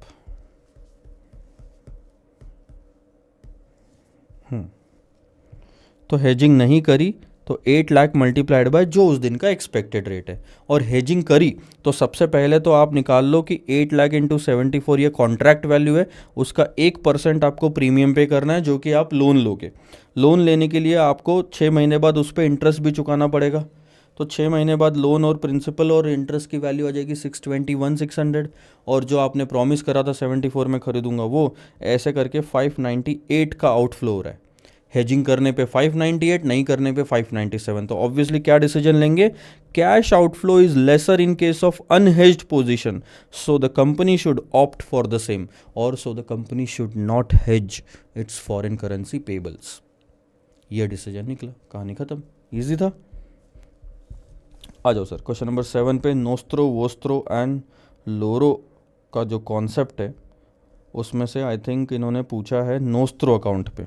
अच्छा, जो ये क्वेश्चन है क्वेश्चन नंबर 7, इसका मैं अपनी पुरानी जो रिकॉर्डिंग है उसमें से ये क्वेश्चन का पूरा आंसर डालता हूँ, रेगुलर बैच की रिकॉर्डिंग। इसके पीछे का पर्पज़ यही है कि डिटेल में ये कॉन्सेप्ट वहाँ पे समझाया हुआ है, और हर एक ट्रीटमेंट का एक्सप्लेनेशन के साथ वहाँ पे मैंने आपको समझाया है। तो ये सब चीज़ें एक एक करके क्यों और कैसे ट्रीटमेंट देनी है वहाँ पे हमने लिया। तो इसके बाद वो वाला आंसर आप देखोगे, वीडियो देखोगे, और उसके बाद हम वापस से क्वेश्चन नंबर 8 पे स्टार्ट करेंगे। ठीक है। You as a dealer in foreign exchange have the following position in GBP on 31 October 2019। Have the following position in GBP on 31 October 2019। Pound में आपकी पोजीशन क्या है? सबसे पहले तो उन्होंने बोला balance in nostro account credit. Nostro account एक तरह से बैंक अकाउंट होता है, और उसमें हमारे पास 2 लाख पाउंड पड़े हुए हैं। तो देखो क्या करना है, ये क्वेश्चन नंबर है 112। तो हम एक काम करते हैं, यहाँ पे नोस्त्रो अकाउंट बना लेते हैं। नोस्त्रो अकाउंट में क्या होगा, एक होगा डेबिट बैलेंस, एक होगा क्रेडिट बैलेंस, और हमारे पास 2 लाख का ओपनिंग पड़ा हुआ है। ठीक है, इसकी ना बैटरी कम हो जाती है तो ये ऐसा नखरे करता है कभी कभी।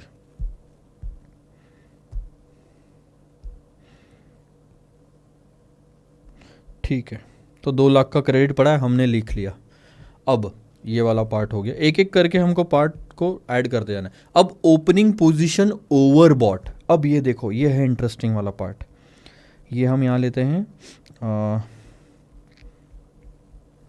स्टेटमेंट इसका क्या नाम देंगे हम, statement of position in foreign currency या जीबीपी। तो अभी सिर्फ जीबीपी के बारे में ये स्टेटमेंट है। ये स्टेटमेंट आपको बताएगा कि आपकी पोजीशन क्या है, परचेज पोजीशन, सेल पोजीशन। अब यहाँ मैं लिख देता हूँ ओपनिंग ओवरबॉट। ओवरबॉट का मतलब क्या है, खरीदा, एक्स्ट्रा का खरीदा हुआ रखा है हमारे पास 1 लाख का। आप बोलोगे कि सर खरीदा तो इधर क्यों नहीं ऐड कर रहे हम। ये पोजीशन ओवरबॉट का मतलब ही यही हुआ कि जैसे एग्जांपल मैंने फॉरवर्ड में बाय कर लिया 2 लाख, तो फॉरवर्ड में 2 लाख का खरीदा मतलब मैंने वादा किया है कि मैं 2 लाख पाउंड खरीदूंगा आगे जाके, आज तो नहीं खरीदा ना, तो मेरी पोजीशन तो बाय की क्रिएट हो गई है। पैसा नहीं आया तो नोस्ट्रो अकाउंट में नहीं आएगा। Nostro account is a real bank account, तो रियल में कैश का जब फ्लो होगा तब यहां एंट्री आएगी। बट यहां तो सिर्फ पोजीशन क्रिएट हुई है कि फ्यूचर में वो पैसा आएगा मेरे पास में, फ्यूचर में आएगा तब हम ले लेंगे। पर आप समझो तो सही, एज अ फॉरेक्स डीलर आप कितने ही लोगों के साथ में दिन भर में डील करते हो, तो जितने भी कॉन्ट्रैक्ट किए उसकी अकाउंटिंग तो करनी पड़ेगी। अकाउंटिंग में आप ऐसा स्टेटमेंट बनाओगे। और ओवरबॉट पोजीशन ओपनिंग का मतलब क्या है, ओपनिंग यानी कि पिछला रजिस्टर मान लो आपका खत्म हो गया, तो उसमें जो भी क्लोजिंग आई टोटल नेट में आया कि आपने टोटल में इतने डॉलर्स खरीदे, इतने पाउंड आपके ओवरबॉट आ रहे, खरीदे हुए साइड में ज़्यादा आ रहे, तो ये ओवरबॉट पोजीशन ओपनिंग। अगले रजिस्टर में जब आप एंट्री शुरू करोगे तो ओपनिंग लिखोगे ना जो पिछला क्लोजिंग था, तो वो है 1 लाख का ओवरबॉट है, इसलिए परचेज साइड में लिख दिया। अब देखना, purchase the bill on London. अब अ बिल ऑन लंडन, पहली बात तो ये बिल हमने परचेज किया है, हम है फॉरेक्स डीलर। हमको किसने बेचा, जिसने बिल बनाया। और लंदन पे बिल बनाने वाले को क्या बोलूंगा मैं, एक्सपोर्टर। जनरली जिसने बिल बनाया होता है वो हमें बिल ला के देगा। तो मैंने परचेज करा, इसका मतलब क्या है कि एक्सपोर्टर को वो पैसा आने वाला है। एक्सपोर्टर ने कस्टमर को सेल किया होगा ना कुछ पाउंड में, तो मैं बैक एंड पिछली मतलब इसके पीछे की स्टोरी बता रहा हूँ। एक्सपोर्टर ने कुछ माल भेजा, कस्टमर को बेचा, और उसके लिए इनवॉइस बना दिया 1,60,000 पाउंड का। अब आगे जाके 3 महीने बाद कस्टमर एक्सपोर्टर को पैसा दे देगा, लेकिन एक्सपोर्टर को चाहिए आज ही, तो वो बिल लेके आ गया हमारे पास में, हमारे पास आया और उसने बिल हमको बेच दिया, यानी डिस्काउंटिंग के लिए दे दिया, और हमने परचेस कर लिया। अब जब हम बिल परचेस कर रहे हैं तो रियलिटी में तो कैश नहीं आ रही ना वो वाली करेंसी, पर एक तरह से हमने परचेस करके ये क्लियर कर दिया कि 3 महीने बाद अब कस्टमर से हम ले लेंगे पैसा और आपको आज दे देंगे कुछ रुपीस कैन ये कन्वर्ट करके। तो अब 3 महीने बाद हमारे पास पैसा आएगा जीबीपी में, तो ये परचेज पोजीशन हो गई। Purchase the bill on London कहां लिखोगे सर,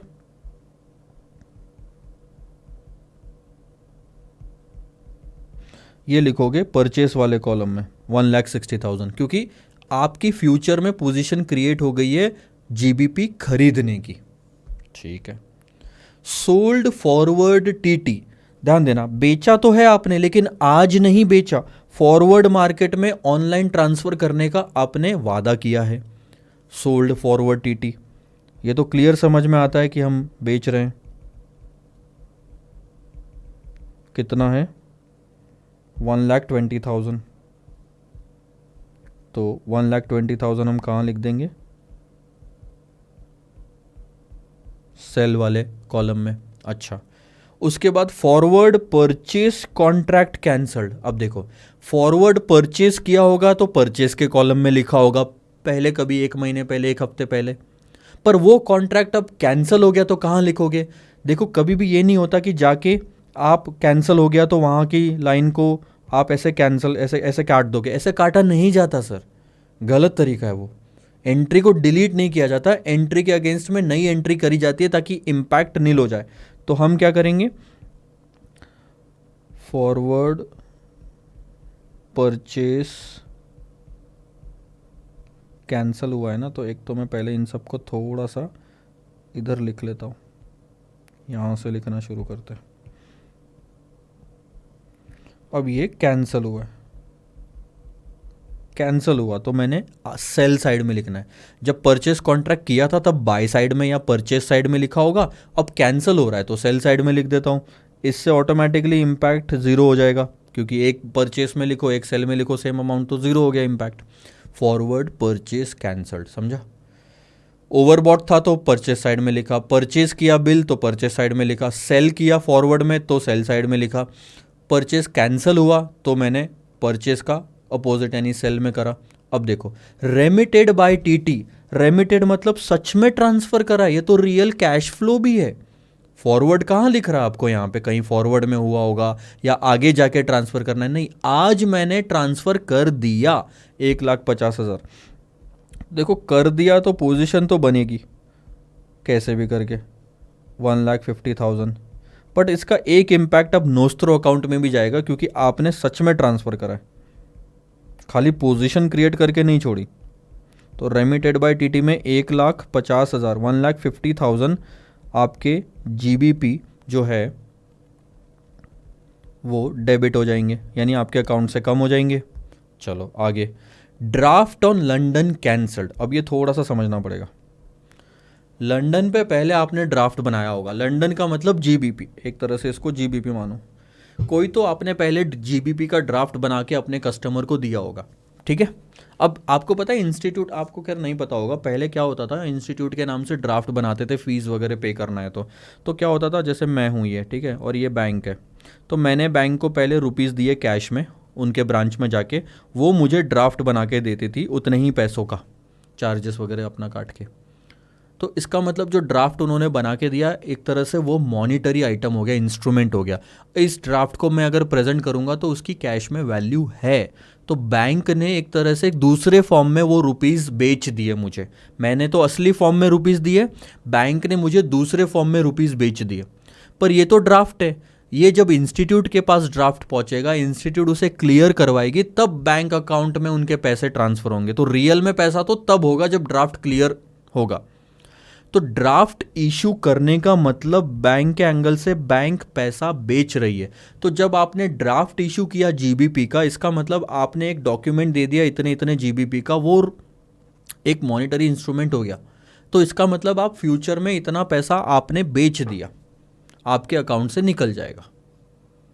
पर वो ड्राफ्ट जब बनाया तब आपने इशू के टाइम पे कहाँ एंट्री ली होगी, सेल में ली होगी, क्योंकि आपके अकाउंट से जीबीपी देना है। ये देखो, यहाँ देखो, ये बैंक से पैसा जा रहा है, ड्राफ्ट देना जीबीपी देने के बराबर है। पर वो अब हो गया कैंसल, तो सेल का क्या करोगे आप, परचेस में लिखोगे इसको। जब इशू करा तब आपने सेल में लिखा, और अब कैंसल करा है तो आप परचेस में लिखोगे। Draft on London cancelled, cancel हुआ तो आप परचेस साइड में लिख के उसको क्लोज करोगे 60,000।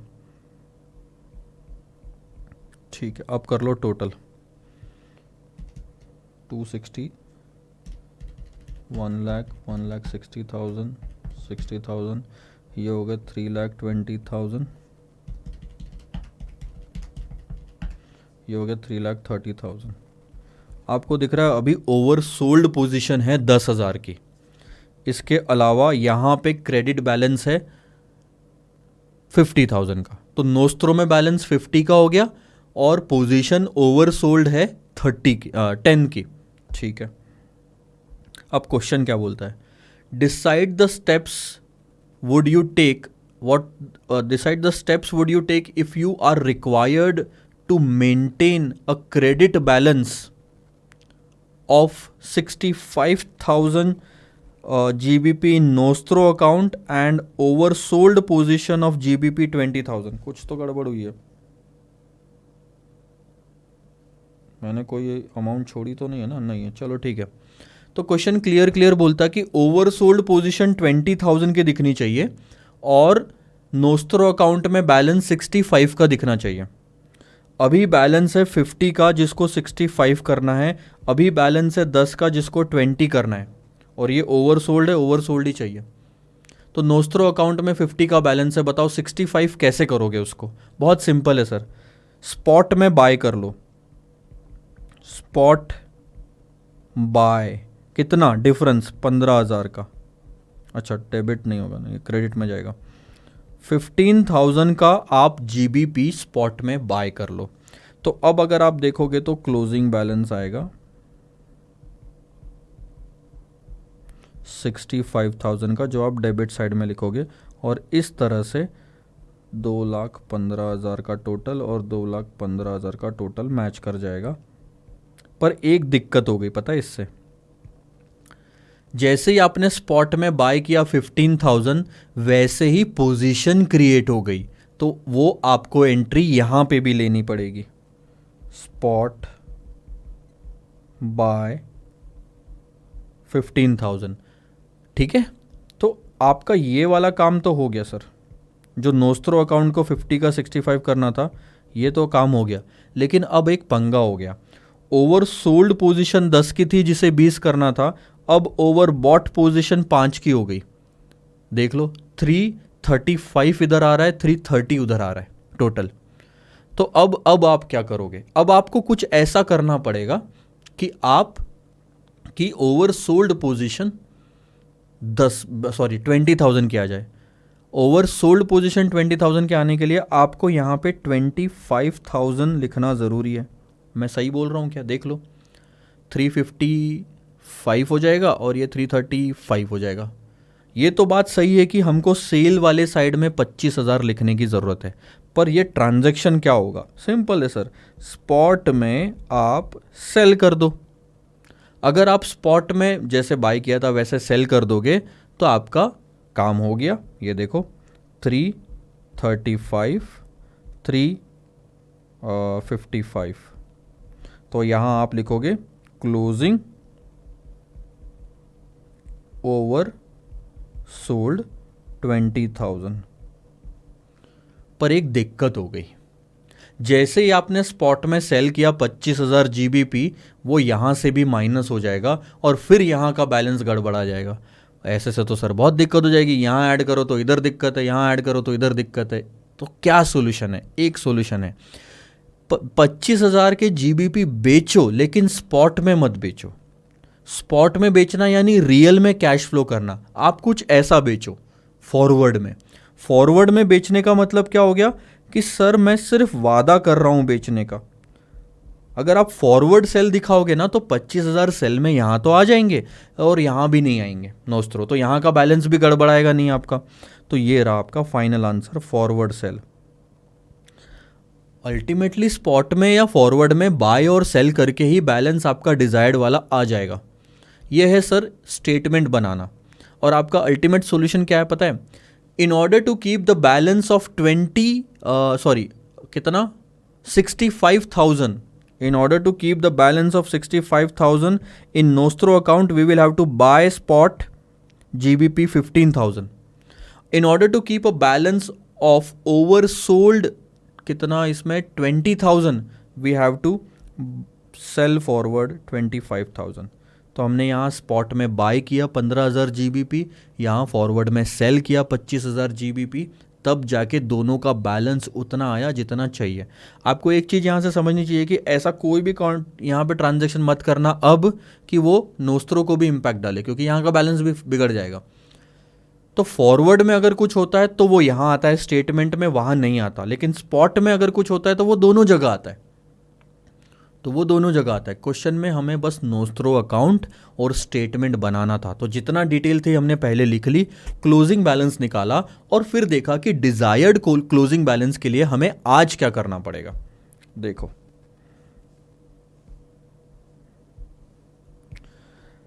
बाय स्पॉट टीटी 15,000, जैसे ये करोगे वैसे ही आपका 50 + 15 65 का बैलेंस हो जाएगा नोस्त्रो में।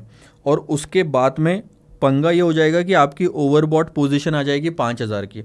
उसको कवर अप करने के लिए आपको सेल फॉरवर्ड करना पड़ेगा 25,000 का, तो वो 5,000 माइनस होके 20,000 की पोजीशन क्रिएट हो जाएगी और नोस्त्रो अकाउंट भी अफेक्ट नहीं होगा। कहानी खत्म। Okay, so this is going to be question number 8 now. Almost half of the RTP हम कंप्लीट करने पे आ गए हैं। टोटल 15 क्वेश्चन है, उसमें से 7 क्वेश्चन हो चुके हैं, तो इतना ही टाइम आपको और आगे लगेगा। आखिरी के 2 क्वेश्चंस कुछ आपके 15th 14th 15th आपके थ्योरी के हैं, तो 13th तक प्रैक्टिकल क्वेश्चन है, मज़ा आएगा। ये जो क्वेश्चन है एडवांस कैपिटल बजटिंग डिसीजंस का, this is the least expected question for exam purpose, because बहुत ही फुद्दू सा क्वेश्चन है, हम लोग उसको फुद्दू बोलते हैं, मतलब जो बहुत आसान सा होता है, जो डिज़र्व भी नहीं करता सीए फाइनल के लेवल तक आने का। चलो मैं ये क्वेश्चन आपसे डिस्कस कर लेता हूँ और फटाफट हम क्वेश्चन नंबर 9 पे मूव ऑन करेंगे। JB Consultancy Group has determined relative utilities of cash flows of 2 forthcoming projects। 2 project है इस कंपनी के, और उन्होंने क्या करा कि जो कैश फ्लो एक्सपेक्टेड है उसका फ़ायदा कितना है, यूटिलिटी कितनी है, वो उन्होंने दे दी कि अगर हमारा कैश फ्लो निगेटिव 1,50,000 हुआ तो यूटिलिटी भी निगेटिव में 100 होगी। आप यूटिलिटी को एक तरह से प्रॉफिट मान के चलो। यूटिलिटी का दूसरा मीनिंग आप ऐसा ले लो कि अगर आपके कैश फ्लोस इस बिज़नेस से इतने हुए तो उसका प्रॉफिट इतना होगा, ठीक है। तो अगर आप ध्यान दोगे तो ये रेंज है, निगेटिव 1 लाख का कैश फ्लो है तो निगेटिव 60 का प्रॉफिट है, या यूटिलिटी बोलो। 40,000 है तो निगेटिव 3, और यहाँ से पॉजिटिव शुरू हो गया, तो जहाँ पे पॉजिटिव कैश फ्लोज आ रहा है वहाँ पे पॉजिटिव यूटिलिटी भी आ रही है, यानी कि प्रॉफिट। अच्छा, ये एक उन्होंने रेंज दे दी। अब the distribution of cash flows of project X and Y are as follows. 2 project है आपके, प्रोजेक्ट एक्स और प्रोजेक्ट वाई। प्रोजेक्ट एक्स में ये कैश फ्लोज हो सकते हैं, वाई में ये कैश फ्लोज हो सकते हैं, ऐसा उन्होंने दे दिया, ठीक है। अब अगर ये कैश फ्लोज और वो कैश फ्लोज हो गए तो उनकी प्रोबेबिलिटी भी दी है। आखिरी में बोला है which project should be selected and Y. आप दोनों में से कौन सा प्रोजेक्ट सिलेक्ट करोगे, ये तो उस पर डिपेंड करता है कि दोनों में से कौन सा प्रोजेक्ट आपको सबसे ज़्यादा फ़ायदा देगा। फ़ायदा यानी कि प्रॉफिट देगा, और प्रॉफिट यानी कि इस क्वेश्चन में मतलब है यूटिलिटी का। तो आपको क्या करना है, पहली गलती जो नहीं करनी, कैश फ्लो को प्रोबेबिलिटी से मल्टीप्लाई करके कोई फ़ायदा नहीं, क्योंकि यूटिलिटी का फिर यूज़ ही नहीं कर पाओगे आप इस क्वेश्चन में। प्रोजेक्ट कौन सा आपने सिलेक्ट करना है ये डिपेंड करता है कि आपकी एक्सपेक्टेड यूटिलिटी कितनी आ रही है। करना बहुत सिंपल सा है, आप पिछले वाला जो टेबल है रेंज, उसमें से पता कर लो कि निगेटिव 1,50,000 जो था कैश फ्लो, उसकी यूटिलिटी कितनी थी। उसकी यूटिलिटी थी 100, ठीक है। चलो तो देखो, उसकी यूटिलिटी थी 100, इसकी यूटिलिटी है 60, निगेटिव है लेकिन, है ना, हाँ, निगेटिव 100 निगेटिव 60, और पॉजिटिव वालों की यूटिलिटी भी लिख लेते हैं 151 और 40 30 20 10 ना। तो ये है 40 30 20। अब करना क्या है, प्रोबेबिलिटी को यूटिलिटी से मल्टीप्लाई करो, और फिर एक यूटिलिटी आएगी इसकी एक्स की। वैसे ही आप यहाँ पे यूटिलिटी लोगे, -60 -3, यहाँ पे आ जाएगा फिर से 40 20 और 30। इनको भी मल्टीप्लाई करो और इनकी भी यूटिलिटी निकालो। दोनों में से जिस प्रोजेक्ट की एक्सपेक्टेड यूटिलिटी ज़्यादा होगी वो प्रोजेक्ट हमने सिलेक्ट करना है। ख़त्म क्वेश्चन, कुछ नहीं है और इसमें। सो कैपिटल बजटिंग का एक तरह से उन्होंने कुछ भी नहीं पूछा आपको आरटीपी में, और ये क्वेश्चन आने जैसा लग भी नहीं रहा है। फिर भी पार्ट ऑफ द सिलेबस है तो एक बार आँख फेरना ज़्यादा ज़रूरी है। ये देखो, प्रोबेबिलिटी के हिसाब से उन्होंने यूटिलिटी ली, फिर यूटिलिटी को प्रोबेबिलिटी से मल्टीप्लाई करते हुए यूटिलिटी की वैल्यू निकाली, और फिर आखिरी में इन सब का टोटल करा। नेक्स्ट पेज पे जा रहा हूँ मैं। यहाँ पे टोटल इन्होंने दिखाया नहीं है पहले वाले का। ये आ गया 17.55 सेकंड प्रोजेक्ट का। हम पहला प्रोजेक्ट का भी टोटल कर लेते हैं। अच्छा, ये रहा ना, पहले प्रोजेक्ट का टोटल ये रहा 2। पहले प्रोजेक्ट का टोटल आया 2 पॉजिटिव, दूसरे प्रोजेक्ट का आया 17.55, यानी कि सबसे ज़्यादा प्रॉफिट हमें किस में हो रहा है, प्रोजेक्ट वाई में हो रहा है। अरे, तो इन्होंने इसका मतलब यहाँ पे कुछ कैलकुलेशन मिस्टेक करी होगी। चलो हम देख लेते हैं। 10 और 12 22 16 16 + 6 + 2 -22 is to 100 60 14 66, ठीक है। इन्होंने थोड़ा गलत लिखा है, यहाँ पे x की जगह पे y होना चाहिए, क्योंकि x का तो यूटिलिटी सिर्फ 2 है, वाई की यूटिलिटी ज़्यादा दिख रही है हमको क्लियरली यहाँ पे, तो project Y should be selected as its expected utilities more. देखो यूटिलिटी मोर पे ही डिसीजन लिया जा रहा है और वो है वाई की। So you should change your answer year, RTP में थोड़ा सा गलत दिया हुआ है। ये था आपका क्वेश्चन नंबर 8। अब आते हैं सर क्वेश्चन नंबर 9 पे। अच्छा, तो अब क्वेश्चन नंबर 9 ऑनवर्ड्स हम आरटीपी के सेकंड पार्ट में डिस्कस करेंगे। 9 से लेके 15 तक ये मैं सेकंड पार्ट है, ये सेकंड पार्ट का वीडियो मैं यूट्यूब पे डाल दूंगा। ये फर्स्ट पार्ट वाला भी वीडियो जो आपने देखा होगा यूट्यूब पे, उसके जस्ट बाद का आपको आरटीपी सेकंड पार्ट मिल जाएगा, ताकि आप ये बाकी के क्वेश्चंस भी उसमें कवर अप कर सकें। Thank you so much for your support and I hope you might have liked this video. अगर आपको लगे कि ये चीज़ इस वीडियो से आपको काफ़ी हेल्प हुई है आपके एग्ज़ाम के प्रिपरेशन में और कॉन्सेप्ट्स को समझने में, तो अपने दोस्तों के साथ ज़रूर शेयर करिएगा, थोड़ी बहुत मदद मेरी भी हो जाएगी। सी यू।